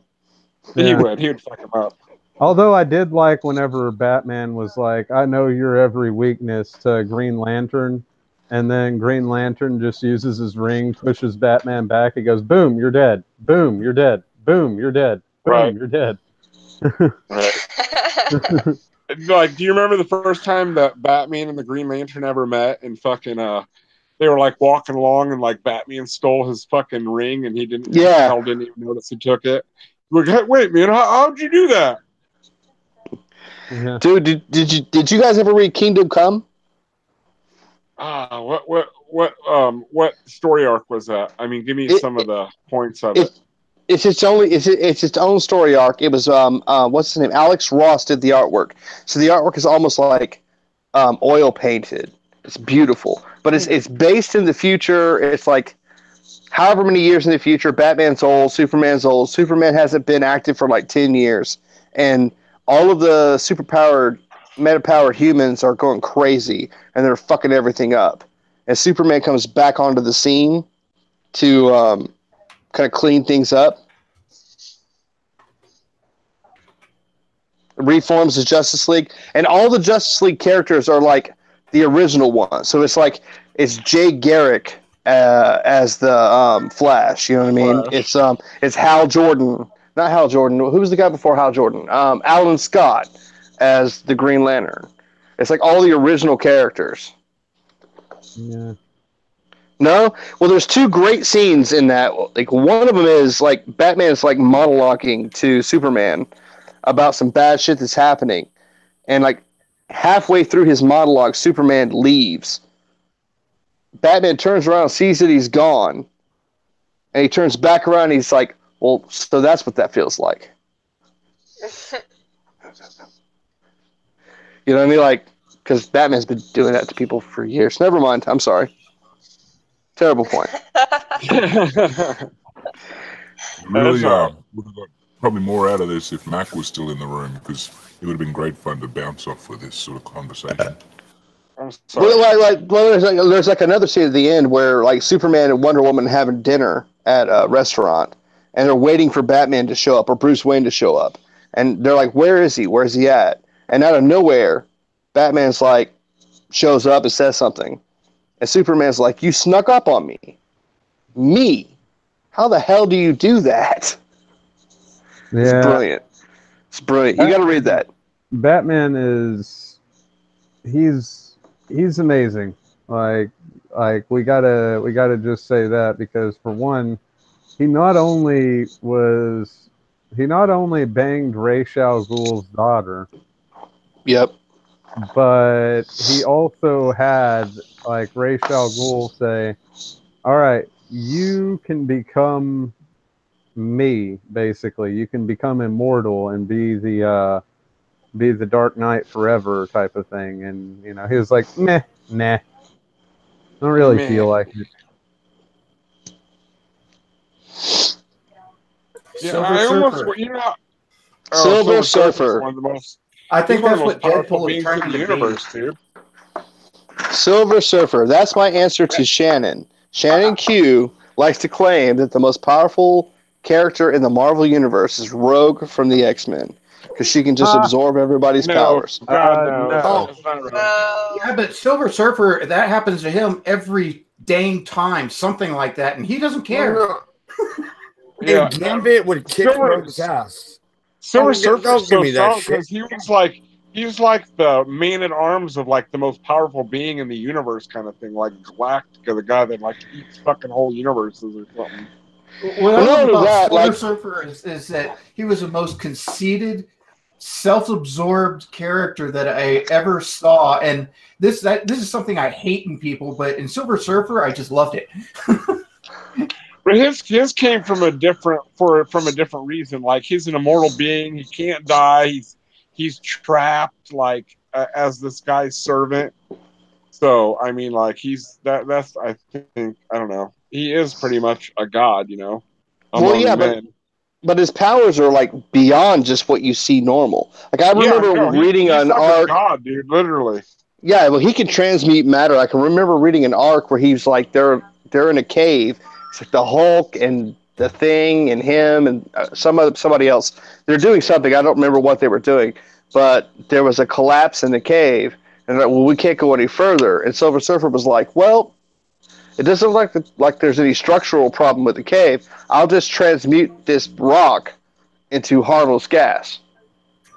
And he just does it. You know what I mean? It's like that. He moves beyond the speed of light. Like he can. No. There's just no. What I love about Silver Surfer was he would totally get just beat up every time, and then there would be this point. That's okay because I have power cosmic. Yeah. Yeah, but you don't really need just pure strength or pure fucking speed or whatever. You need charisma also, and that's where Gambit had it. Like Gambit is my favorite fucking X-Men. You just said that Rogue could get her ass stomped by Gambit. That's there right. Have been, okay, hold on. I will say negative. Yeah, I don't think Gambit could take her. In time, and time again in the comics. And this is coming from a Gambit fan, but from the comics and the anime, like the cartoon, like the animated series. Time and time again, Rogue has beat Gambit's ass. That's just because he likes it. You could argue that he's not really trying to kick her ass, but you could also argue that he doesn't stand a fucking chance. Yeah, that's the truth. Well, didn't Rogue's main power is to steal other people's powers, but didn't she like her super strength and flight ability? Didn't it come from her like holding on to Miss Marvel for too long? Yep, something like that. Yeah, she held onto her and killed her and absorbed her powers permanently. And couldn't the powers she absorbed, couldn't she like mutate them to where they weren't like they could hurt her as well as couldn't they hinder her in some way? Well, what it was is that they did in the movie, right? And sorry, I apologize. Oh, go ahead. I just want to know if did they hinder her in some way? Like, yeah, she absorbed their powers, but they were mutated in such a way that they were uncontrollable or something like that. In the comic book, she was haunted by the psyche of everyone that she absorbed. So Yeah, in the comic books, whenever she would sleep or whatever, she would dream. She was actually like haunted by the psyches of everyone because she didn't just absorb their powers; And in the she comic absorbed book, their she thoughts. absorbed their life force too. Didn't Right. She, like, couldn't she kill them because of taking their life force? If she held on to them long enough, yes. So in the comic books, there was actually kind of like a, if I remember it correctly, there was kind of like a multiple personality syndrome thing going on with her. Oh, okay. So you also said in the comments that she and Gambit fought like hell. So she kind of took parts of his character into her own. Did they really build upon that? Because I don't read comics. Fuck, I can comics, dude. Like, I haven't read them since the mid '90s. I'm like an encyclopedia of Marvel comics from like the early days until about the mid '90s. Once Rob Liefeld came on the scene, I stopped reading. so did she actually take some of the characteristics of the people that she sucked energy out of? Or was it more like they just let it go and it wasn't continuity? As far as I know, subconsciously, she took some of the characteristics in. But it was just temporary if she just touched them for a little while, right? Like it would go away. I remember reading comic books where she was trapped in her own psyche, and every person she'd ever touched was there. Do you think that's just because she was so self-conscious about touching people and fucked up in the head already about it? That's a possibility, but I also think there's also a possibility that she just absorbed a part of who they were. You know what I mean? Because she wasn't just absorbing their powers. When she touched them, she would absorb things about them beyond that. As far as I knew, like she could touch you and know what your plans were. Just like how Nightcrawler, whenever Nightcrawler would warp from one spot to another, they later figured out that he was going through a rift that was basically going through another dimension that he would have to use to jump. And And so does this mean that she's like a theist, that they just know your thoughts and can tell you what you're thinking? Because I get that a lot. Like, she, whenever she touches They you, suck she the knows- energy out of you. She knows parts of your past. She knows like fragmented parts of you. Theists are all dementors. Straight up. They suck the life out of fucking everything. I've seen it. Life suckers. What's your guys' Life suckers. Patronus charm? Oh, mine's a fox all day. What's a what?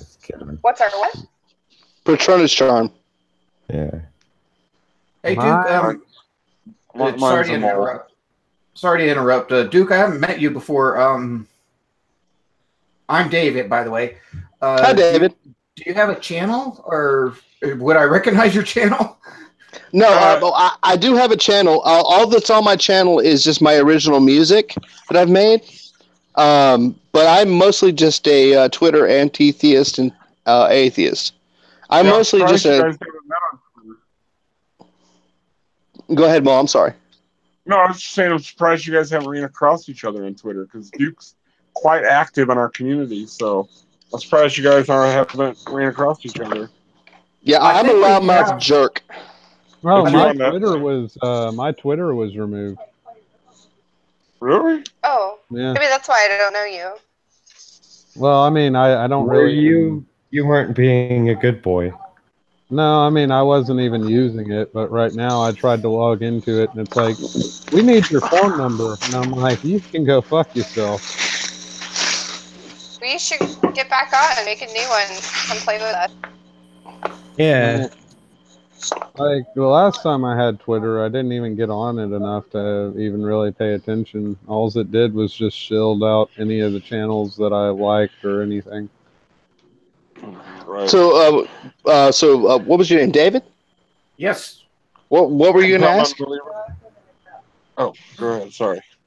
I was just curious if you had a channel or something. I think we have had a few exchanges a little bit on Twitter, but I just haven't talked to you before. So I just wanted to say hello. Well, hello, dude.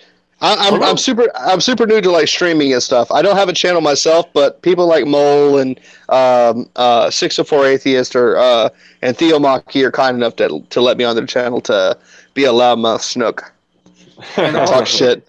Is that Rachel in reality? No. No. Okay. I'm Rach Ninja with an H on the end at Twitter. I don't have a channel, and this is only my third live stream ever. You do have a channel. It's the Doe-Eyed Atheist. I made a channel today. It's been up for an hour and a half. Hey, that's your third stream in less than a week, though. I mean, at least you're jumping in with both feet. Well, put that in a link so I can sub. Okay, will do. Welcome to the community. I'm really glad. I think it's in the side chat already, I believe, isn't it? I think so. Yeah, Tatted Atheist put me up. Yeah, it's Tatted Atheist is the one that put it in there. He and Duke are the one that pushed me to get involved. Actually, I joined in a little bit later after he put it in, so I don't have it. Oh, okay. I'll get it to you. Or Rachel, whichever. I actually got to 103 subs, which is kind of crazy because I just moved from Oregon back home with my theist. Oregon. I'm sorry, dude. I'm in the Cascades where it's on fire 4 miles away in Oregon. So sorry. Did anybody die of dysentery? I did every time I tried to go there. That or diphtheria or what about the plague? I heard they had the plague. They were getting the plague there too. Cholera is real bad. Well, no, I was just surprised that he said he just moved away from Oregon, and I'm like, well, I'm fucking stuck right here, right now. I lived in Reedsport on the coast, in between Coos Bay and Florence. Oh, I know. I got pulled over in Reedsport. Yeah, dude. Hey, they need income, okay? Oh, I know, right? That's all they're about. God damn. Anyway, go ahead. I'm sorry, dude. Sorry. But anyway, I just moved back to Colorado with my Christian wife. We were kind of going through a divorce and have decided to work things out. So it's been almost a month since I've actually been active, and I still managed to pick up the subscribers while I was not active. So that was kind of cool. Right. I have a question for you. I as another person, but obviously you and your wife were married, and then you came out as an atheist. Well, my story is a little different. I also my significant other is a devout Christian. How is that working for you guys? Is she pretty angry about it, or if it's not too personal for me to ask? I mean, No, how is that working for you guys? Actually, you know, if it was just her and I, she would not give a crap. But Yeah. she's very scared. Although Colorado is the second least religious state due to the demographics, this was a coal mining community. And so entire families came here and settled in with the church and brought their churches with them from Sicily and so forth. And so out of probably the entire like 7-state region, this is probably the most theistic, most conservative county there is. It is extremely religious. It's almost like being in the South. I went up to, there's a little like Craigslist thing or a dollar auction, and I went up to pick up some stuff for my wife, and the lady's like, "Oh, well, I hope you were blessed in all this." And I noticed, like, when I was in Oregon, the beggars would put need help or whatever else. Here, no matter what, they always have "bless you." Oh no, whatever, So it just gives dude. you an indication of how religious this area is. So I guess, Yeah. she I told guess me not that's to a get fair too point. crazy on YouTube, and I promised her I wouldn't make any videos until I got employed. And after 2 weeks of coming back, I just got employed, so I decided to jump back on. I'm just going to have to be careful of how and when I do it. She's out playing bingo right now. Dude, Well, I totally feel your pain, man. I was with my ex-wife. She's devout Christian also, and interestingly enough, like she did not care about going to church. She did not care about being religious. She did not care about any of those things until I came out as an atheist, and then she became like super Christian. Well, you know, the thing is, a lot of it is my wife is like Daniel Dennett put forth. She idea to believe. She's a belief in believer, and so that is where she is. She doesn't actually truly believe in God, and I kind of confronted her on that. But it's a good idea to believe, and it's a good idea to put up the front that you believe. So there's those that, like, for me, I was bullied in Arkansas all high school because I was like, I don't agree to say for certainty that there is a God. I'm sorry. Well, do you believe in the devil? And then I'd just look at them and I go, do you believe in Harry Potter? Well, No. and Oh, well, then you must believe in Voldemort. I want to go back to the Oregon thing, though. The homeless people don't hold up signs to say, like, some do, will work for food or whatever. But it's mostly, I don't give a fuck, buy me a beer. And that's why I do fucking hand them money. Like, I just had to get that out there. Sorry. Yeah.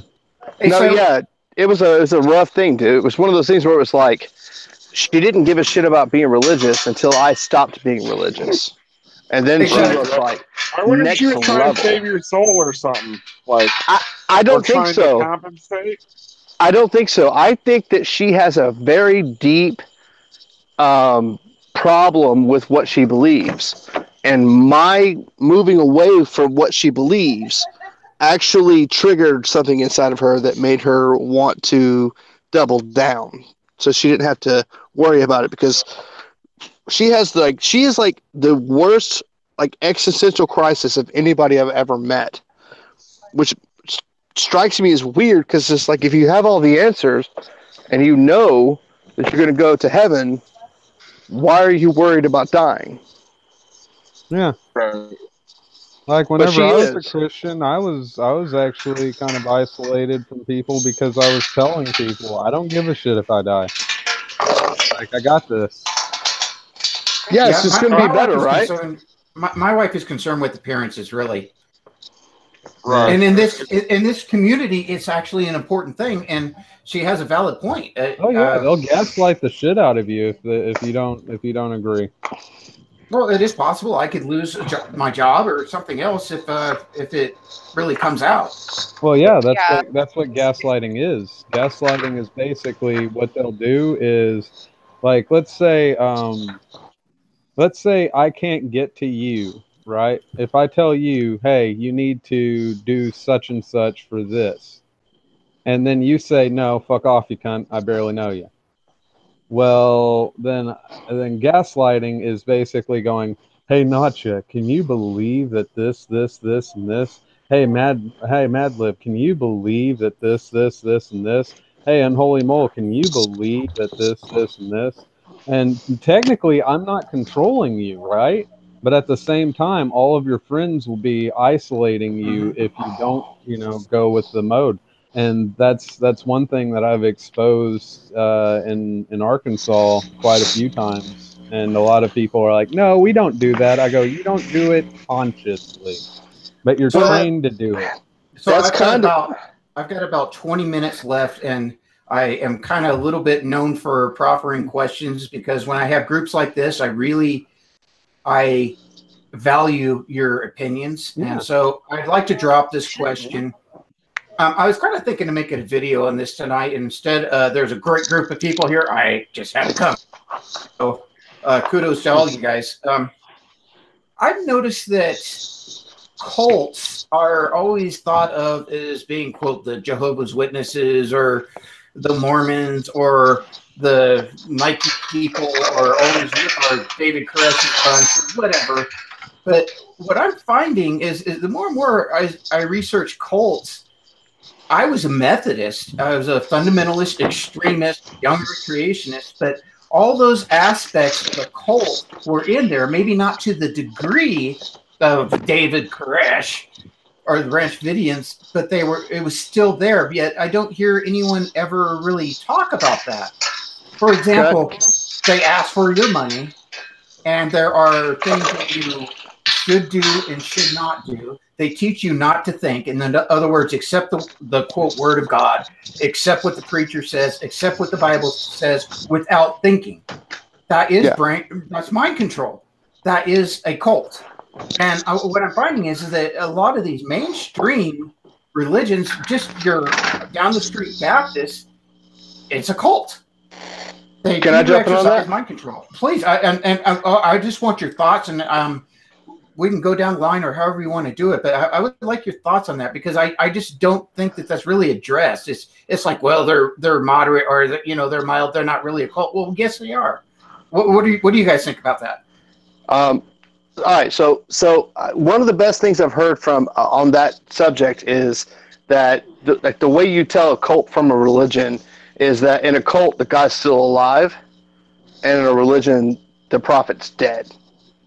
Right. Although there are cultish aspects on both cults and religions. No, but they're all cults. They're all cults. Yeah, I'm just. There's no question about it.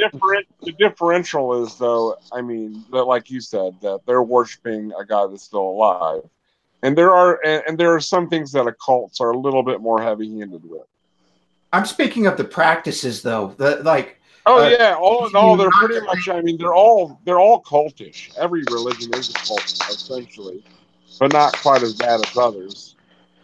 Well, yeah, but religion exists on a spectrum, right? So there's always going to be some religions that are worse than others at any given time, right? Like Hitchens put it best when they asked him what was the worst religion in the world. He said, "If you asked me in 1935, I would have said the Catholic Church. If you asked me now, I'd say Islam." Right, but they all function as cults, right? And Penn Jillette did a big think talk about this, where he really pointed out a great point, where he was talking about Mitt Romney.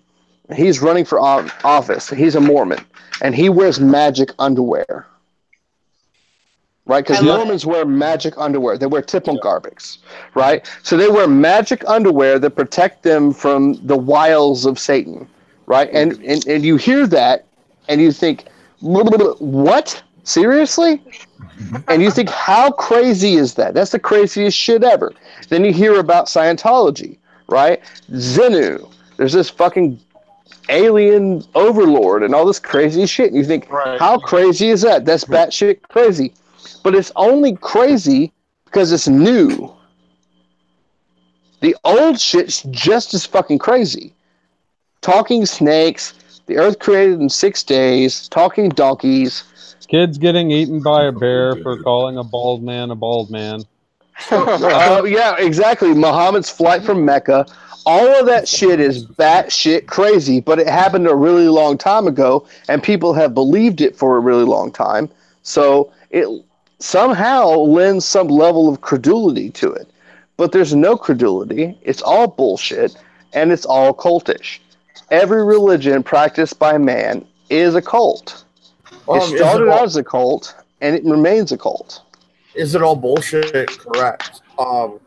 But you also have Jerusalem. You have all these holy sites that really did exist. You have Roman documents about Jesus. I mean, you do have proof in it. And I was raised Catholic. So a little bit of what you said kind of hit me, you know, a little jab there. Because, like, I like Catholicism because I like the paganism that they mixed in with it. Hey, Matt that's Dodge. what they did. Matt Dodge, just to make a clarification for those who might watch this in the future, or those listening, there are no Roman records about Jesus in the time that I have this there are records of people that reflected Christianity. One person at a time. Go ahead, Compelled. There are not any records of Romans documenting Jesus at his time. There are records of Romans and like Josephus and so forth that documented that people believed that there was a Christian cult, and those were doctored. Yes, those were doctored. Really? They doctored the crucifixion too. They became the apocrypha. It doesn't. There is nothing outside the Bible that said that Jesus was ever crucified. There is, and I have a whole university library. Tell me what it is, then. I showed you last time we argued this. I told you about that. I told That you has been shown to be a forgery. It's a forgery, dude. Historians almost universally accept that the Josephus accounts of Jesus were doctored after the fact. And look at like Mecca, right? I mean, Mecca, they all wander around this bloody stone, and it's, you know, it's just a fucking meteorite. You know, because it was a black stone. I mean, fuck's sake. I am going to the university right now as a history major, and I'm telling you I can find documents in my university. I'm sure you can, but that doesn't mean they're real. Then why are they teaching them to be an academic? Like the quote unquote academics. Because that's a very good question. Okay, you do realize how much money Christianity has? Yeah.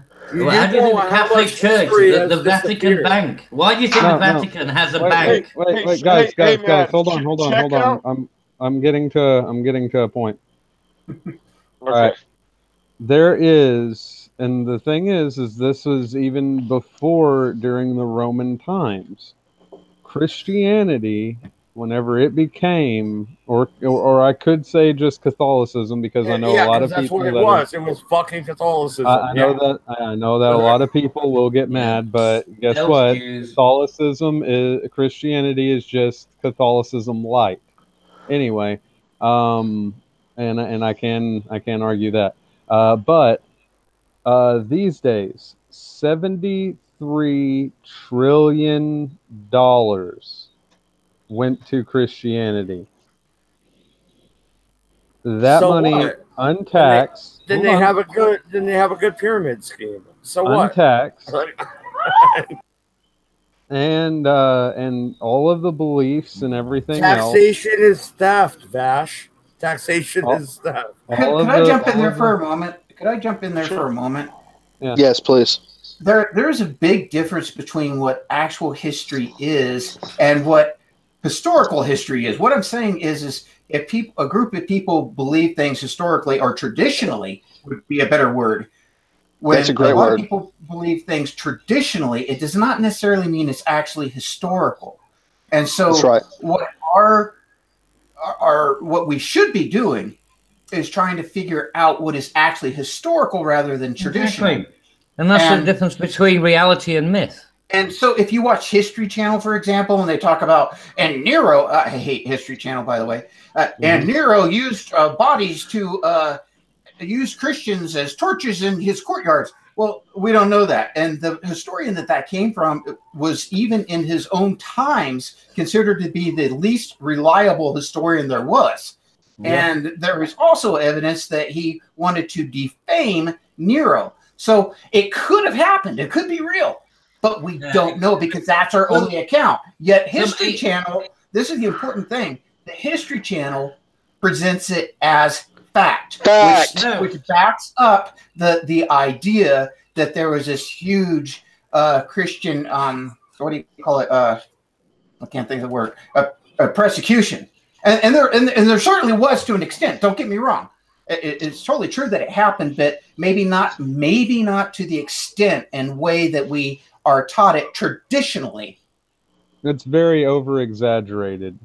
Yeah, well, it's an interesting thing, because like SJ, like SJ put out a thing where she was naming five points to prove Jesus's divinity, and one was that he existed. 2 was that he was that he preached. 3 was that he was crucified by the Romans. 4 was that he, I might be misspeaking a little bit, but forgive me. 4 was that there was an empty tomb, and 5 was that he was seen by his followers as the risen Christ, right? Okay, and my answer to that, apocalypse. Right, I'm going to go ahead and bring in Matthew 25. Right, well, just hear me out. So my points to her were simple. Point 1, possible but not conclusive. Point 2, possible but not conclusive. Point 3, possible but not conclusive. Point 4, no evidence at all. Point 5, no evidence at all. Right? There's Well, I mean, in Matthew, it said that there was a bunch more that rose with him, and that they were shown to a great and many people. My question is why hasn't that been documented? I mean, if people were coming up out of their fucking graves. The Romans never noticed. Okay, the only 2 extra biblical sources there are that are not biblical are Tacitus and Josephus. One of them was born. Let's not forget, like the Romans were like the Germans in the Second World War, and they wrote everything down. And Josephus was born 4 years after Jesus' supposed death, and Tacitus was born like 20 years after. So neither one of them could have been eyewitnesses. No, there's another source where they actually talked about. Yes, they actually talked about him being crucified. They said a prophet of what source? The cult of Christianity. Tell me who it is. Figure it out. What source? I'd like to look at that.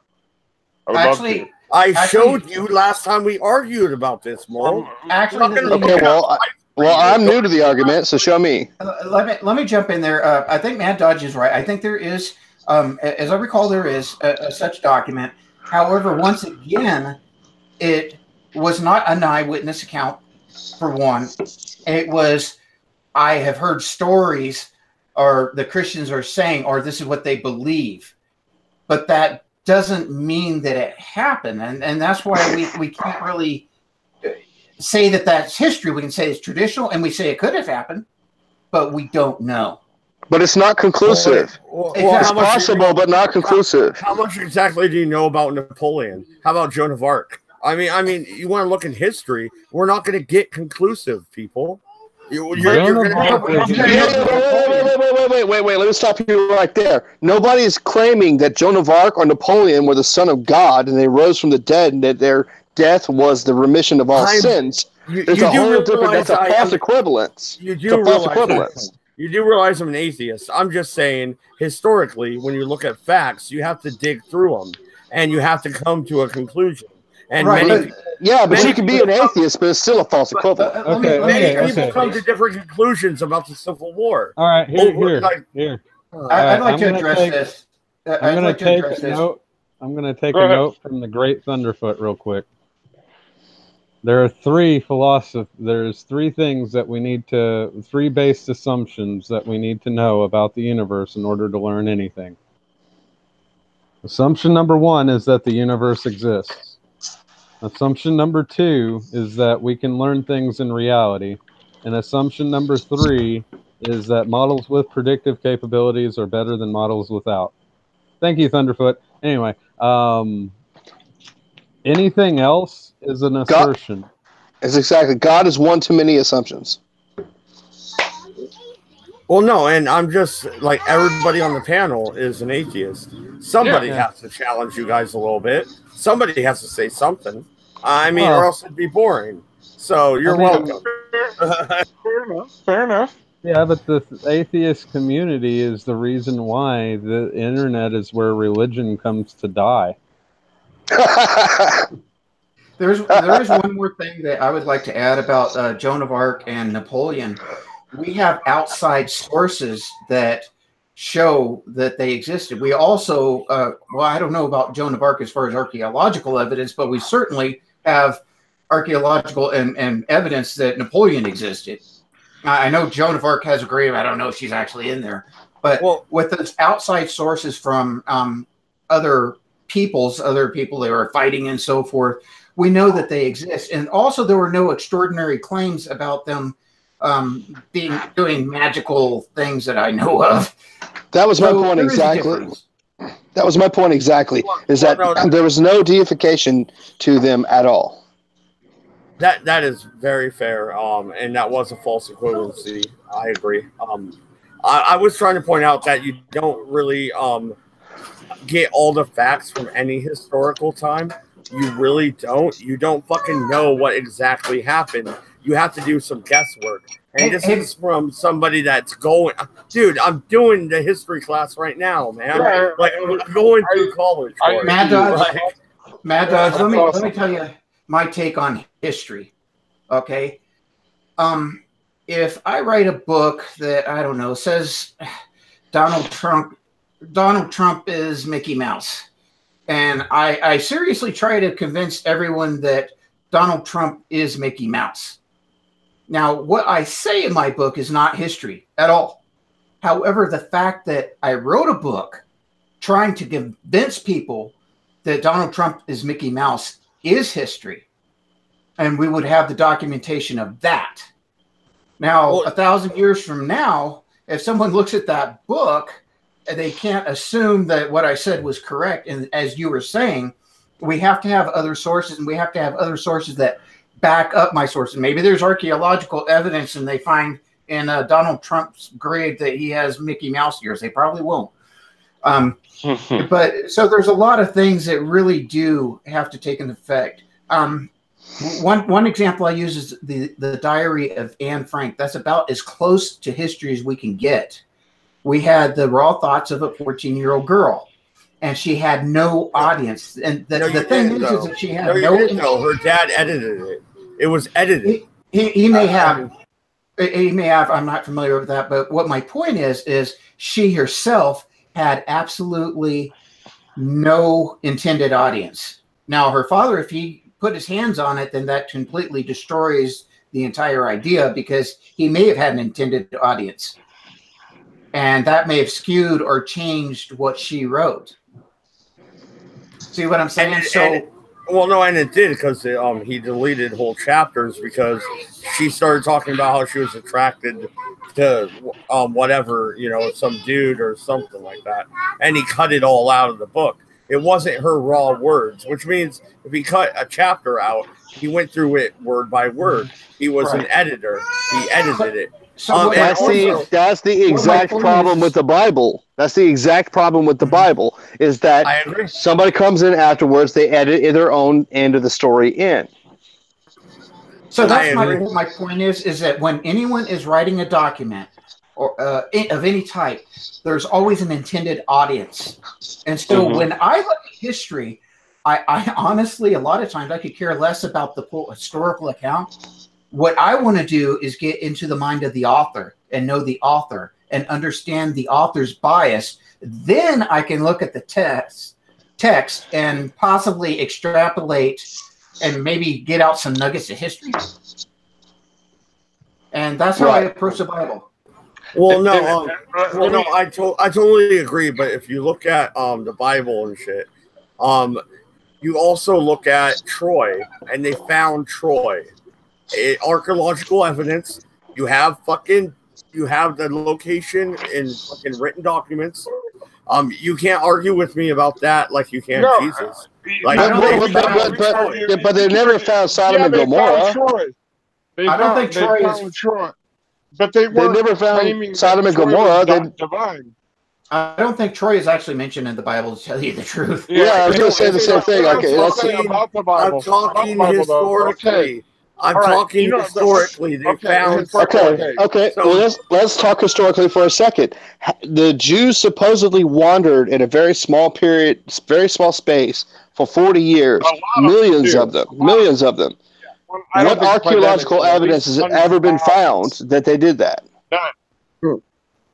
None at all. And you would have found evidence.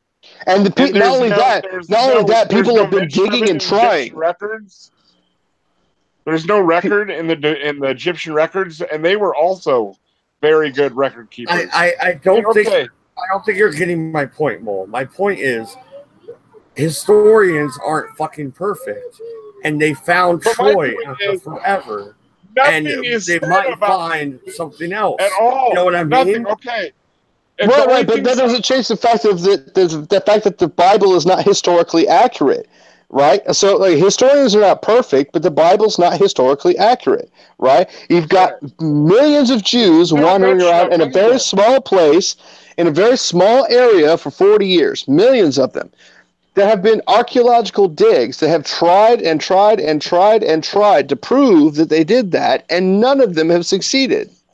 Right, and what about all the miracles performed? That would have spread like wildfire through the ancient world. He would have been like summoned by all kinds of kings, and no mention of it anywhere. If any of the miracles would have happened, it would have spread like wildfire, dude, wildfire. If Moses parted the Red Sea, every fucking person in the world would have been Jewish. Yeah, they would have all converted. I think is a crazy thing about the Moses story is the moment that Moses goes up to Mount Sinai, they decide that they're going to make a statue out of gold. And after all these miracles of the pharaohs, of the plagues and everything else, the parting of the Red Sea, they have more faith in a statue that they just made than they do their own God. That just boggles my mind. Great point. So that shows me that the story is mythological. It's not believable. It's implausible. It's implausible from the beginning. And the funny thing about it is, I always used to I used to run across people that would say, well, one of the number one arguments against the Bible is the miracles that God performs in the Bible. And I've always thought that was kind of a weak argument in the sense that if God is omnipotent, he could actually perform all those miracles and it wouldn't be a problem for him. See, to me, the biggest argument against the miracles in the Bible isn't that they're impossible, it's that they're superfluous. Why would he need to do that? Why does he need to part the Red Sea? Why does he need to slay the firstborn of every fucking Egyptian? Why does he need to make a donkey talk? He could just do everything he wants to do to begin with. So why is it even plausible that he would do these?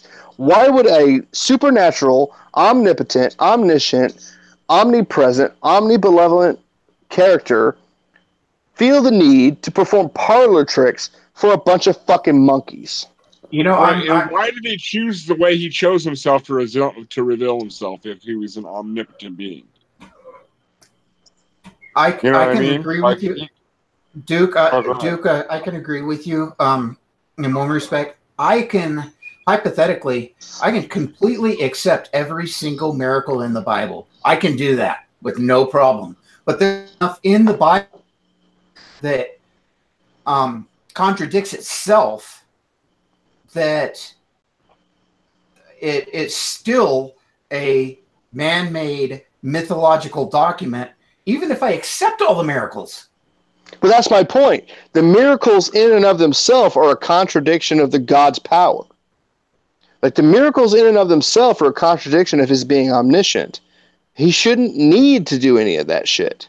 I agree with you, but I don't even need to go that far. I can accept all the miracles, but everything else in it is so historically, archaeologically wrong.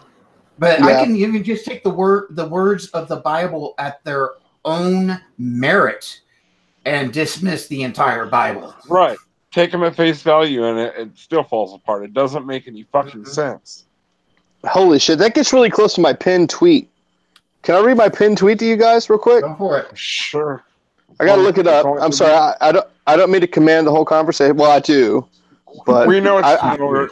We know it's not over 240 characters at least. So yeah, I do mean to command the conversation, but fuck me, I'm just an asshole. So when brought up how Christians approach the Bible, my tweet says, when it suits them, it's metaphorical. When it suits them, it's literal. When it suits them, it's no longer relevant. When it suits them, it's mandatory. It's perfectly malleable to their immediate needs and yet immutable. Nothing suspicious here. It is somehow, the Bible is somehow the God-breathed word, and yet they can twist it to their needs at any given time. Well, that's why the Bible is a perfect book. It is the perfect book. I can't remember who wrote it. I want to say Peterson wrote that it is the perfect book. If you want to feel bad about yourself, there's verses for that. If you want to feel empowered, there's verses for that. If you want to go kill people, there's verses for that. If you want to nurture and care for people, there's verses for that. Whatever your personality type is, there's something there for you. And that's why it is so, I guess, endearing to so many people, because it is whatever you want it to be. It fits you however you are. All you have to do is find the passages. It's all but it's there. not subjective. But it's not subjective at all. Oh, no. It's entirely objective and yet entirely fucking malleable. Because God. Absolutely. It's and nonsense. that's what makes it a wonderful, actually powerful book, is it can be anything you want it to be. I got a question for you guys. Bible reading, like honest to God, Bible reading devout Christians have obviously read the book, like pastors like Stephen. They've obviously read the whole book front to back. People Probably like that, not. Ken Hovind, Ken Ham. I bet they have. Probably not. I would argue against it. Stephen Anderson.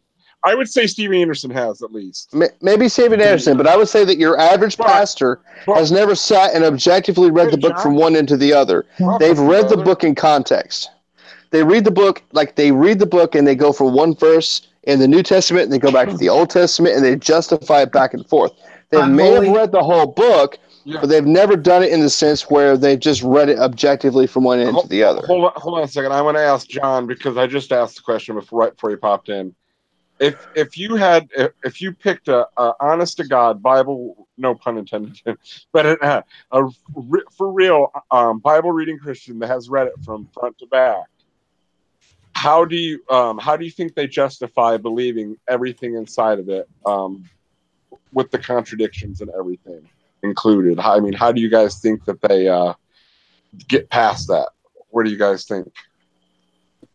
Well, I mean, I think they special plead their way around it, like the entire time. Like they'll totally disregard any contradictions or anything like that. They'll just say they're not actually contradictions, or they'll find some really bad apologetics that says they're not contradictions. I don't know. They have various ways of getting around it, but they basically just deny like that there's even a problem. To avoid cognitive dissonance. Okay, I thought around the same thing. I just wonder what everybody else thought.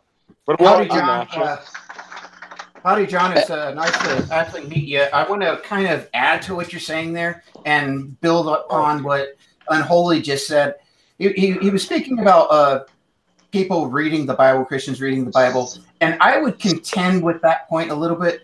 And the reason is that when people are introduced to Christianity, there are presuppositions that are built in before they even read it. If we go to the Adam and Eve story, the devil was there.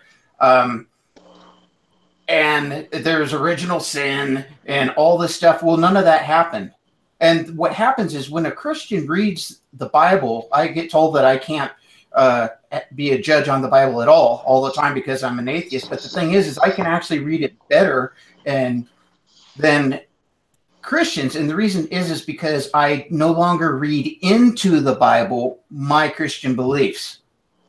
And when you are reading, when you have a thought process of the devil's in the Garden of Eden, and let us create the world, that's God and Jesus. Well, that's not what the author said. The author did not say Satan was in the garden. The author said nothing about original sin. These are all things that Christians believe that they read into the text. So therefore, they actually, when they're reading the Bible, they can't read the Bible. Right. And the Bible, the Bibles that they read come with built-in guides as to how to read them properly to understand the religion. So they're not reading it. They're not reading it objectively. They read a verse and then they have a little asterisk by that verse. They go down to the bottom of the page and it says, go back and read these verses, and that explains what it means in that verse. Well, they're also and it's all this pieced together. Right, but that's what I'm saying. When Christians even reading it at all without interjecting what they think that passage means, and that's why when they read the Bible, it doesn't really matter. They're interjecting their presuppositional thoughts already. That's my 2 cents.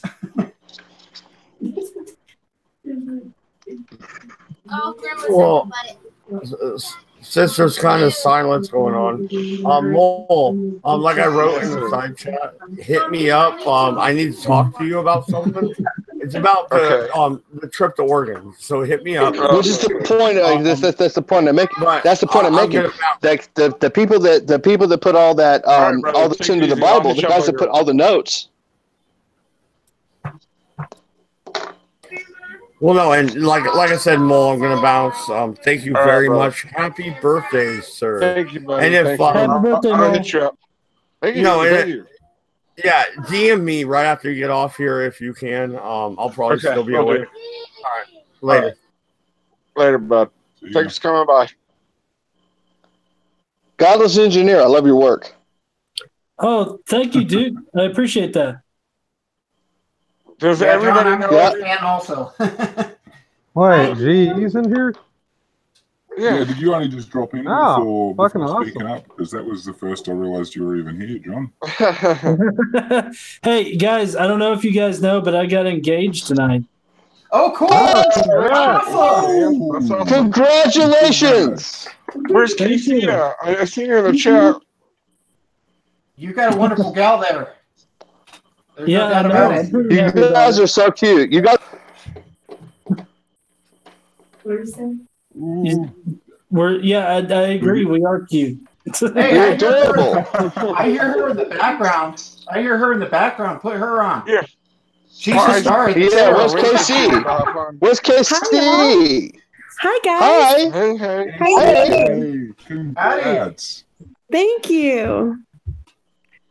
Yeah, so we got engaged and then we went to see we went to a medieval times place to like see people fight with swords and joust and eat food with our fingers. It was great. Did John put on a suit of armor? No, he didn't put on a suit of armor. Start calling him Don Quixote. Did you guys take vid or anything? Are you gonna make is John gonna make a video out of it for the channel at all? Maybe. Oh no. That'd be so cool if just like little snippets. Give him some privacy, Mole. For fuck's sake. I want to see them. I want to see the people fighting with swords. I don't care about seeing them. I see them guys all the time. No, we're on vacation. Like we do so much like traveling and for like GE related stuff that we just decided to take a vacation and not do anything really, except for this apparently, which is fine. Well, congratulations. So that was today? Yeah. Yeah, well, it was a few hours ago. Well, I'll always remember it's my birthday. So do you guys set a date, or is it just sometime in the future kind of thing? Well, I don't know yet. yeah, right now it's just a time in the future at some point. We're not exactly sure, but we've got enough time to figure stuff out. We're already getting lots of suggestions and help and advice. Yeah, I think you got this on your own, man. I don't know. It's just I don't think it's anybody else's place to say when you get married. It's my place. It's my place totally. You guys should totally get married at Universal Studios when the shark jumps out of the water. My daughter recommends Chuck E. Cheese. No. You should go and get married at a church just for the irony. Oh god! Listen. I'm a GI and Snarky, and then they can swap, and Matt can marry fucking John.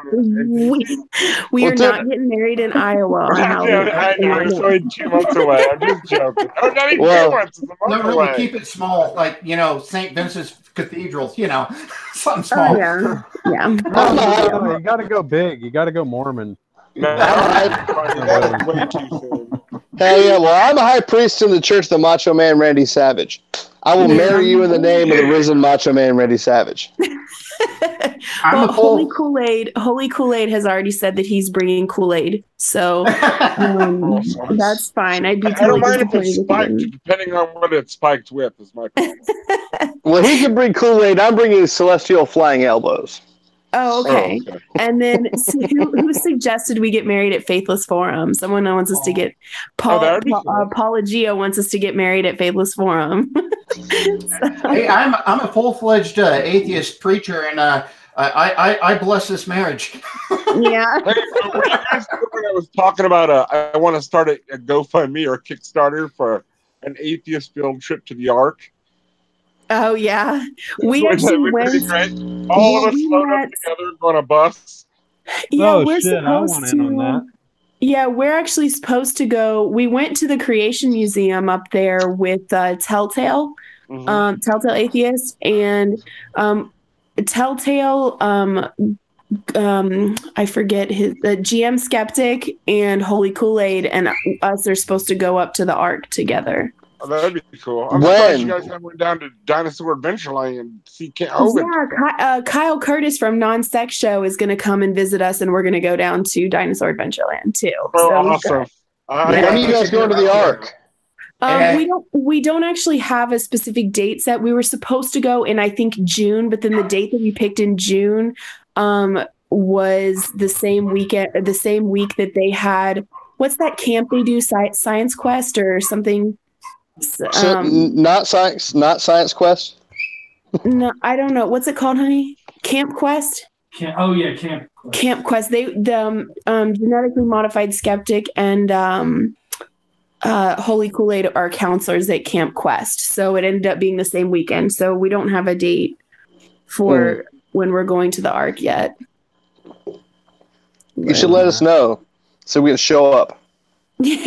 That would be funny. They have so many rules for the Creation Museum and the Ark, are both run by the same people. And Kent Hovind. No, not Kent Hovind, Kent Ham. Yeah, Kent Ham. Sorry. Kent Hovind runs the Dinosaur Adventureland. Oh yeah. Actually, Eric. Does Eric or Kent? Who runs Dinosaur Adventureland? Kent. Okay. Kent Hovind is Dinosaur Adventureland. Yeah. Eric Hovind is that the real business. Eric Hovind is that cunt to put out the Mind of a Skeptic sermon, which makes me crazy. Yeah, we met him at Reason Rally, didn't we? Yeah, we did. Yeah, we met him at Reason Rally. But fuck that guy.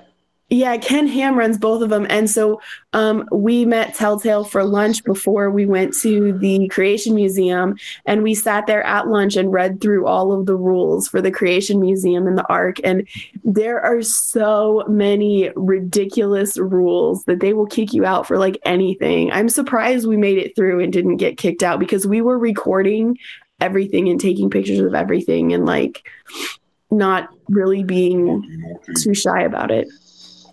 You wouldn't think they would care if you took pictures of stuff. I mean, yeah, if it's true, maybe a little bit, but but we were also taking video, and like it wasn't really that like it was kind of obvious that we were not like going along with the whole Right on. I get what you're saying. Like, can you imagine like a mob of like 30 or 40 atheists just rolling there together? They would fucking flip their wigs for sure. Dude, you got to be covert, man. You got to be covert. We all need to buy like glasses with like freaking cameras built into the frames, so you can record everything. I can wear a collared shirt and cover up my tattoos and bring my old lady along. I might fit in, I suppose. I mean, John wore a short sleeve shirt with he has his tattoos, so. Oh yeah. I mean, we just tried not to be like we weren't disrespectful or rowdy or anything, but like yeah, you know, I wouldn't go in there acting like a fool. But I mean, not to say I wouldn't be contemptuous and snickering, but I wouldn't act like a fool. Yeah, but the reverse side of it is if we put together an atheist museum, they would totally show up and act like a fool. They would, they would probably protest. There are protests outside of the Ark, fairly frequently. But that place is going to shit. I mean, nobody goes. It's doing terribly. Great. Mm-hmm. That warms my godless little heart. That warms my black godless little heart. I feel bad. See, like I lived in Kentucky for 8 years, and I feel really bad for the people in that county. Right. I bet. I feel really bad for them because it's not a well-off area at all, and so I don't know. I feel bad for them. Yeah, and I mean, they were promised jobs when they came in and all this stuff, and they haven't got nothing. They brought all the money that's been brought in that area has went into fucking Ark's pockets. No one in the area has benefited from it. I don't think. No. So, I mean, the way I hear it, anyway. That's all Ken Ham. Yeah. Yeah.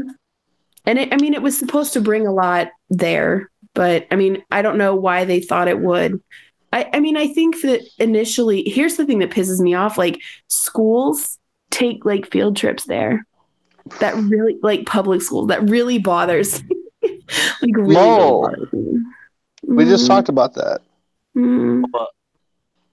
You and I just talked about that. Like, should public schools take kids to the architecture? Oh yeah, I was asking them guys what they thought about that. I thought it was fucking ridiculous. I was proud of that. Yeah. Yeah, I do too. Yeah, crazy. Hey, I'm sorry. I read that article, I was just like, wow. Probably gonna bail. My headset died, and it's getting pretty late over here. So happy birthday, Holy Mole, and congratulations, Casey. Thank you. I'm so happy for you too. Thanks. And I'm gonna head out. Have a great one. Yeah. See you, Rachel. Take it easy. All right, I'm gonna give you guys back to GE. Okay. Bye. All right, have fun. Bye. See ya. I was going to ask you something, GE, but I forgot what it was. Yeah. Okay. Well, it'll come back to me, or it won't. One of the two. If I remember, I'll tweet you or something. I can't remember what it was. What it was. Oh well, that's besides the point. Do you like butt stuff? Do I like butt stuff? No, I think that's Iowa. That's the other godless. Okay. You're confused. There's so many of you godless fuckers. I don't know which one's which. Hey, I'm the OG fucker. Okay. We're technically all godless. But we don't all have the same. Speak for yourself. I worship the risen macho man. I knew what I was going to ask you. How do you keep from fucking either screaming at the dude or fucking just being like, fuck off, dude, I can't even talk to you with fucking Matt Powell? I mean, dude, you got fucking way more patience than I'll ever have. Yeah, I don't know. Dealing with Matt or anybody like Matt, it's a lot like dealing with, a kid that doesn't know what the fuck he's talking about. I mean, you don't want to sit there and call him an idiot or anything, like directly to his face, because it'll like scare him off. But you have to handle him with sort of like, kid gloves on. Gloves. Yeah. Well, I mean, like some of it I get. Yeah. But I mean, when he's being that total bigot, Steve Anderson type bullshit, dude, I just want to fucking scream at him like, you piece of fucking shit, dude. He's always programmed. stupid, but when he gets on that bigot kick is when I really hate him, because fucking I just hate Steve Anderson, dude. And anybody that aligns himself with Steve Anderson's a piece of shit in my book. Yeah, I mean that's kind of hard at times, but like when he said, "Oh yeah, I totally buy into Steven Anderson's bullshit," like I knew the exact route that he was going to, so nothing really surprised me. And like those kind of people right there, I think serve more of a purpose for like, you know, why we should have a secular government rather than, you know, hurts anything. Because yeah, it's pretty horrible what he thinks should happen to people, but like just sitting there and, you know, not screaming at him and just trying to talk sense into him and whatnot. It really helps, like, it helps make our side look a lot better than... It does. You're right. You're right. You're absolutely right. I mean, just that big... I mean, look, the rest of it I could probably deal with, but when he starts talking that bigot shit, I would at least say something. I don't know. I don't know what I would do in that situation, to be honest, but it's just... Yeah, and I mean, I do. Like, if you... Yeah, I know you did. I know. Yeah, I know. I know you did. I'm just like, I would want to scream. I'm sure inside you want to scream at him, though. I mean, but you know it would be counterproductive, right? Yeah, well, I don't know. Like, whenever somebody says ridiculous shit like that, I just can't help but to just laugh. Like, when they say that kind of stupid shit, I mean, I'm just sitting there like, are you fucking serious right now? Like, how old are you? Like, grow the fuck up. Right. And they're not doing themselves any favors either. I don't understand how they... I mean, I don't understand how that appeal... I guess there's just a lot of bigots out in the world still, and people that want to, you know... There's a point where he's a victim too, though. He's programmed to be who he is. You know what I mean? He's the victim of like an entire lifehood of indoctrination into a cult that is absolutely does not accept anything outside of it. And he's an independent Baptist. That's how I grew up. So there was a time period in my childhood where I was him. That kind of reminds me of I seen a video on YouTube. I don't know if it was Religion for Breakfast that put it out or someone else, but it was talking about why do religions that are more strict and demanding of their people have why are they growing and have less of a turnaway rate than more liberal churches? And, fear. What do you guys think of that? I mean, they gave a few reasons, like I mean, but it's fear. What's your guys' take on it? It's terror. You think it's predominantly terror? I'm sure there's other factors involved. No, I mean, for me, it was terror. It was just it was just pure fear. I grew up in Matt Powell's exact religion. For me, it was absolute pure terror of not conforming. Factors at all, like wanting to, like, you know, be a part of the community, or, you know, like anything at all besides just fear. Not for me. Not for me personally. You have to understand, like in the religion, they paint control and being controlled as like good things that you know ideally want. So like you know them allowing themselves to be controlled like that it has been ingrained in them, like from an early age. Like, oh yes, this is a good thing that, you know, people are telling me to, you know, hate people for no reason. Right. You know? And also I imagine them listening and being with the rest of the fold and not disagreeing with any of them gives them this false sense of self-righteousness as well, I imagine. That's true as well. That's all true as well, but it does all come back to terror. I don't know. I'm just saying, I've never been super religious. That's why I'm asking, like, why you know. I grew up in that religion. So, like, for a fact, like, every Sunday, twice on Sunday, once on Wednesday, I would go to church and have somebody scream at me. Scream. With a vein sticking out of their forehead about how I was going to burn in hell for all eternity. And all that shit. So, it's like they ingrain in you an absolute fear of being anything other than what they prescribe for you to be. That's the independent Baptist religion is based entirely on terror, on existential crisis and terror and fear. Sounds lovely. Yeah, it's way more fun than you think.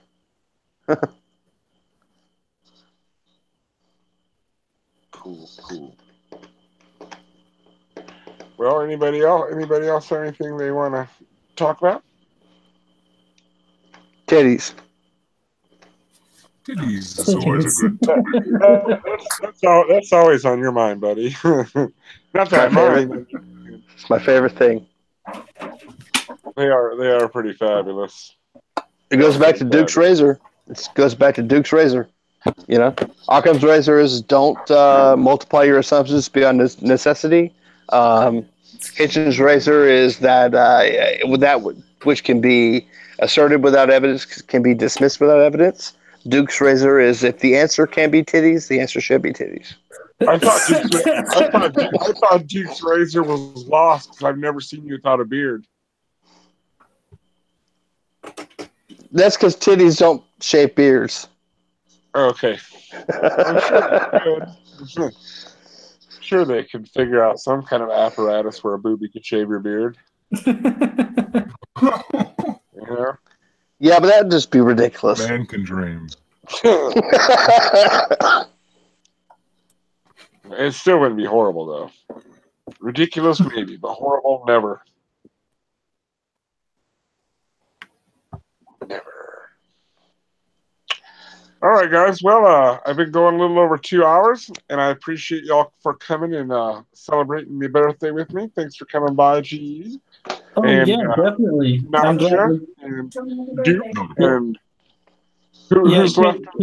Casey wanted to tell you happy birthday, and I say happy birthday too. Thanks, Casey. Thank you.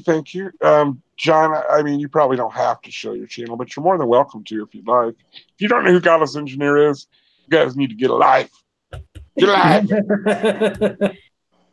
It's not all that great, really. It's pretty fucking awesome. Nacha, would you like to give your channel a shout out? Yeah, Nacha Witness. I don't really know what I've got going on. I've got a roast coming up, which will be a lot of fun. So make sure you check that out. It'll be sometime out this month. Your roasts are definitely fun. That's for sure. That is true. He's got lots of pent up XJW aggression. I think that's probably why. And Duke, do you want to? If you don't know who Duke is on Twitter, I'm sure if you are an atheist and you are on Twitter, you've probably seen Mr. Duke on there pissing off Christians at some point. Yes. I'm the Duke. I'm the Duke of all bonanzas. I am the high priest in the Church of the Risen Macho Man Randy Savage. I am the UN ambassador for gay Jesus, and I'm surrounded by Baptists. I live in a bubble of Baptists. All right. Well, thank you guys all once again for coming, and thank you so much for the birthday wishes. It made my 12th, 29th birthday a little easier to swallow. I'm getting up there. Thanks all again, and you guys all have a lovely, lovely night. Goodbye. You too. Oh, shit. See you. Okay. Stop.